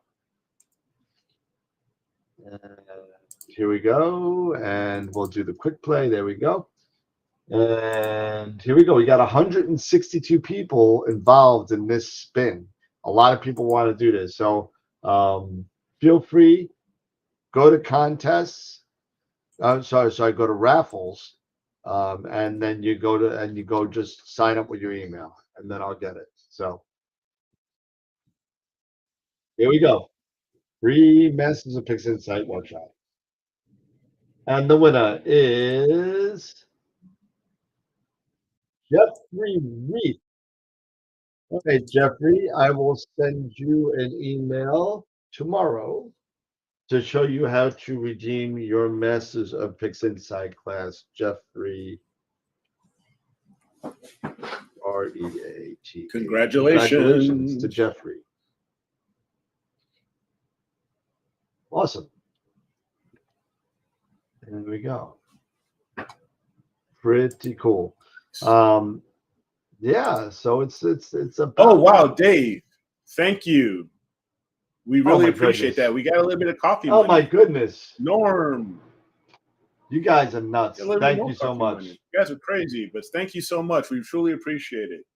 You should do that at the beginning of the show so more people do it. No, thank you, Dave. Appreciate it. Thank you, Norm. Thank you, Norm. Good to do. Appreciate this. We could appreciate the continued support, guys. Really, really. Yeah, really nice. Thank you so much. You guys are awesome. You know what? Also, you guys can do for us. Do us a huge favor, and if you want to truly help us out, which we truly appreciate, let everybody else know. Get your friends, your fellow astronomers, get them involved. Tell them about this show. Have them come on. Give a like. Give us, share the links. Share. I know we get a lot of people who watch the videos after the live shows. Just share the links out. The videos and stuff like that too. And that's a huge help. That's absolutely a huge help. Yeah, and all we ask is just a simple, share. Yeah. Sharing is caring. Caring is sharing.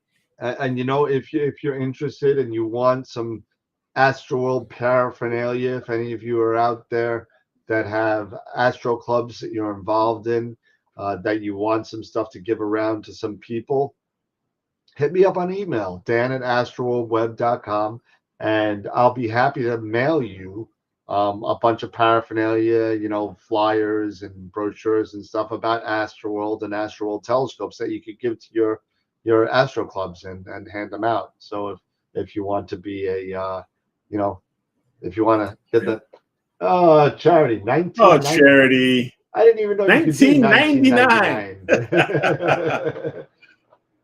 You rock. You rock. Yes, you should be getting a shirt for Patreon membership. Yes, if you didn't get it, Norm, let me know. I'll send it to you direct from my house. If they're not, they've been slacking off with the giving of the gifts for some reason. I opened up a ticket with them, so I do have some extras at home. So if you're a main sequence or a Red Giant member, I do have shirts in here. For the other ones, I can send you other perks as well. So feel free to let me know and hit me up by email if you didn't get your perks. Please let me know. We'll talk a little bit more offline. but I want you to send me some stuff too, because it looks like I'm going to a star party this year. And where are you going? Finally, Oh, I'm a true introvert. Oh, you crack me up, Charity. God bless you. Charity's awesome. We love you, Char. Yeah. But yeah, I'm going to. Are you going to the Illinois? You're going to Illinois? Good for you. I'm gonna go down south, down towards Springfield. It's about 3.5 hours away. Piece of cake. I'm gonna hitch up the camper. I'm gonna hitch up the camper and all that stuff. And Robin and I are gonna go in October. I've already reserved the campsite there at the Jim Edgar Park, State Park. So now I just need to spend the $80 on just getting Robin and I the ticket, Well, registration. Say hi to Starland, so Jason, he'll be there. Oh yeah, so for sure. But thank you so much for the donations. It's appreciated. Yeah, thank you so much for the it's super humbling, money. It really is. So thank you so much, and it means a lot from everybody. And it's also a way that we can pay back, all the people that give us the giveaways. Thank you so much for that. So it's really nice. So appreciate it. We got to get. Your fiance was born in Springfield. Nice. You know who we got to. Who's time to come back on. We got to do another Reach for the Stars fundraiser. I think. It's almost. Oh yeah, we need to reach out to Carlos. Yeah, we should. Donald Walker's club runs that star party. So, nice. There you go. So maybe you'll meet two people there. So you're part of the is it the Sangamon? I believe that's the one. The Sangamon Astronomy Society is the sponsor of that. So nice. So be looking forward to meeting you. If you're there, I'll be looking forward to meeting you. Nice. Awesome. Definitely get a picture. Yeah. I'll send you. When is it? October? So yeah. It's October. It's in October. So we're going to go that Thursday, I think. We're going to head down that Thursday. Nice. Or Friday, that Friday morning. And, we're there Friday, Saturday, and Sunday. Then we'll head on back. Yeah, I'm going to be hitting up Cherry Springs again. I'm going to be going. I think I'm going to go rain or shine. I think even if it's just like chilling out, unless if it's raining, if it's cloudy, I think I'm still going to go because still a lot of people show up. I could go there. I could have dinner, chill out, whatever, Yeah. Nice. Because I'm hoping all of the insurance stuff I'm sure it'll all get squared away because I got to finish everything. Hope you have them out. Yeah, I'll finish I got to finish all the last stuff up this weekend. Get my, send them my receipts and all that stuff. But yeah, and then hopefully I'll be able to have a mount soon and that I can travel with. If not, oh no, coming out of retirement. I guess I'll have to take a standby. So we'll see. Yeah, I mean, I'm into that, Norm. So let's do that. And you know what? And what we'll do is we'll put a sign-up sheet on AstroWorld Web for Okie-Tex in 2024. And we'll make that a road trip for whoever wants to go to Okie-Tex. It's kind of like in the center of the country, I guess. Little south, but. Yeah, let's do it. Let's get a big group. I'll probably be down for doing something like that too. Yes, I must have a mount. This one, you know what? This one didn't do too bad. I did take some images earlier when when the SEM 60 was out at Ioptron for service. I used it a little bit, and it did okay. So yeah. Well, Skywatcher is doing a big sale on some mounts. But I don't want an EQ6R or an EQ68. I want, honestly, I want the Nix. I want the Nix I would like to get the Nix with the power saddle. If I Yep. could. Well, you can pre-order it at AstroWorldTelescopes.com. Yes, So, yes, you can. yes, you can. Yes, You can. So I just have a concern because you have the Nix. Yep. Have they? I know back earlier, and I know you were mentioning this earlier as well. Back earlier this year, I believe there was I won't say it was a conflict between ZWO and Pegasus, but there was an issue with the drivers or what have you. Are you good with that now? Yeah, it works. It works. It works with the on-step drivers. On-step. It's just you'll be. It doesn't work with the LX. It doesn't work with the LX 2000. The LX 2016 it works with. So the whole thing with the Nix is it works with any LX 200 compatible, 200. And the on-step seems to be more stable. On-step seems to be more stable. Yeah. So the on-step works. It works seamless with Nina. That's not a problem. But I know Eric wants to use it with his, with his ASI Air, and it does work. You'll have no problem figuring it out. I'm just an ASI Air idiot, and and I'm okay with that. You got to know your limitations. I'm a Windows guy, and I'll remain a Windows guy. Just like I'm a refractor guy, I'll probably remain a fractor guy. So, that being said, I mean, it does work. It works fine. There are people out there that use it with the ASI Air, and you'll be able, it's just weird with the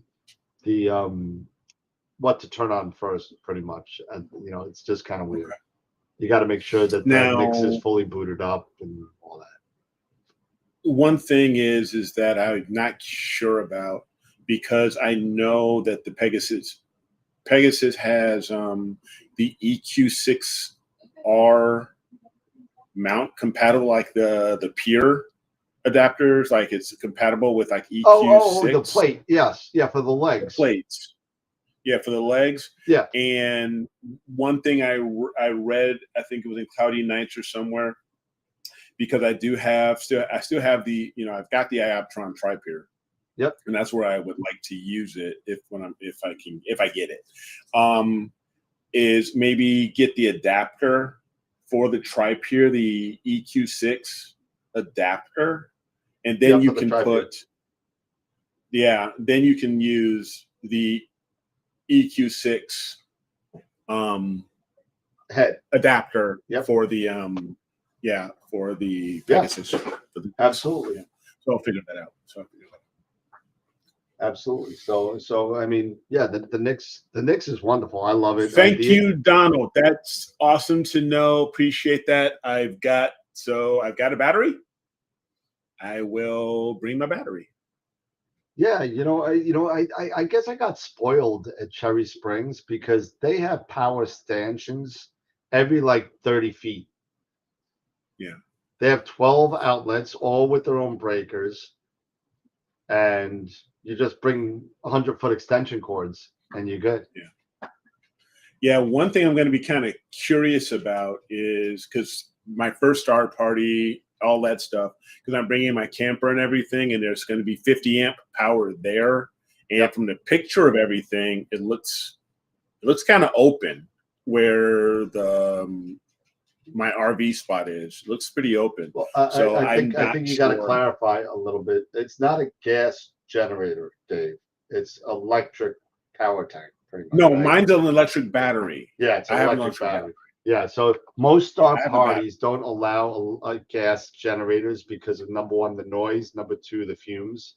So most do not allow that there. So yeah. So no, I'm bringing my I'm bringing my Echo River. I'll bring my Echo River battery. Yep. But yeah, and see, that's the thing I'll try to figure out is, since I'm going to be there with my camper, and I'm going to have power and everything, I'm wondering if I'm just going to set up my stuff right there, at my camper, because you got power all that right there. I can plug right into there. Well, you got to remember also, and you might want to talk to Dave. I think Dave, or Donald rather, about if depending on the size of your trailer, you may not be able to park in the Star Party parking lot. You might have to park in the RV. Right. I'll have to most likely I'll have to park in the RV lot. Yeah. I'm pretty sure I probably Yep, will. And then make my way over to the Star Party and look around and hang out maybe a little bit and all that fun stuff. Are you pulling the RV with your car? Yeah. So you just drop the RV, you bring the car up you put all your stuff in the car, bring the car up to the Star Party. So you don't have to lug all that stuff up there. So exactly. So yeah. Awesome. You're finally going. You're finally going to. Eric's finally growing up. Finally gonna do this. So it's gonna be a lot of fun. So then we'll have 4 Star Parties for AstroWorld in 4 months. Yeah, that's pretty crazy. And Neef, and we did Neef this year. And Neef next year. Neef next year. And then Okie-Tex and the solar. They are about a mile apart or so. Are you talking about the Star RV Party and the Star observation Party in the RV park, the RV spaces? Okay. Yeah, me too, Charity. But anyway, it's about that time, my friend. Yeah. It's about that time. Hey, so I've got everybody. Thank you so much for the donations. You guys and gals are the best. Truly. If anybody else wants to buy us a cup of coffee, just hit that nice $1 button on the bottom. David, it changes what's all about. Yeah. So next week is, next week, Wednesday, it looks like we're going to be having a special guest on Wednesday. We're going to be having Sean Nielsen, I think, with one of the people that is running the Starfest Ontario, to talk about what they have available for us in Canada, in the Great White North. So we're going to be talking to them, and then Friday, hopefully Jesse's feeling better, and we could pull her in to do Lyra. We might want to do, since she's doing Lyra, we may want to finish up the Summer Triangle at that point. If it's the three of us. Yeah, we can definitely. All right, so we can definitely do that. Sure. Aquila the Eagle and Cygnus the Swan. So. Yep. Are you ready? We'll flip a coin for it. All right, ready? So. Yeah. Tamron is tails. God. That's tails. You ready? Whatever. I've got a coin. I got a quarter right here. Now, what are we flipping for? You got it? I don't have a quarter. Which constellations? Which constellations? For who picks? All right, between Cygnus and Aquila. Aquila. Did we do Cygnus? We did Cygnus. Yes, we did. All right, so Aquila, Lyra. What's fading? Anything else fading? Sorry, you give us another $1.99? You're funny. Let me see if I can pull up Stellarium real quick.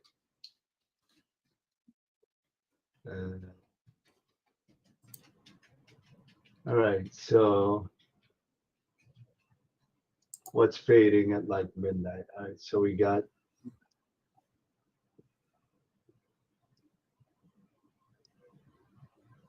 we didn't do Ophiuchus yet.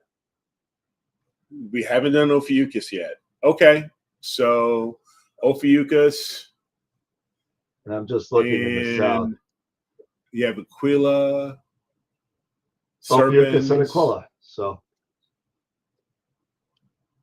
and then Jesse will do Lyra.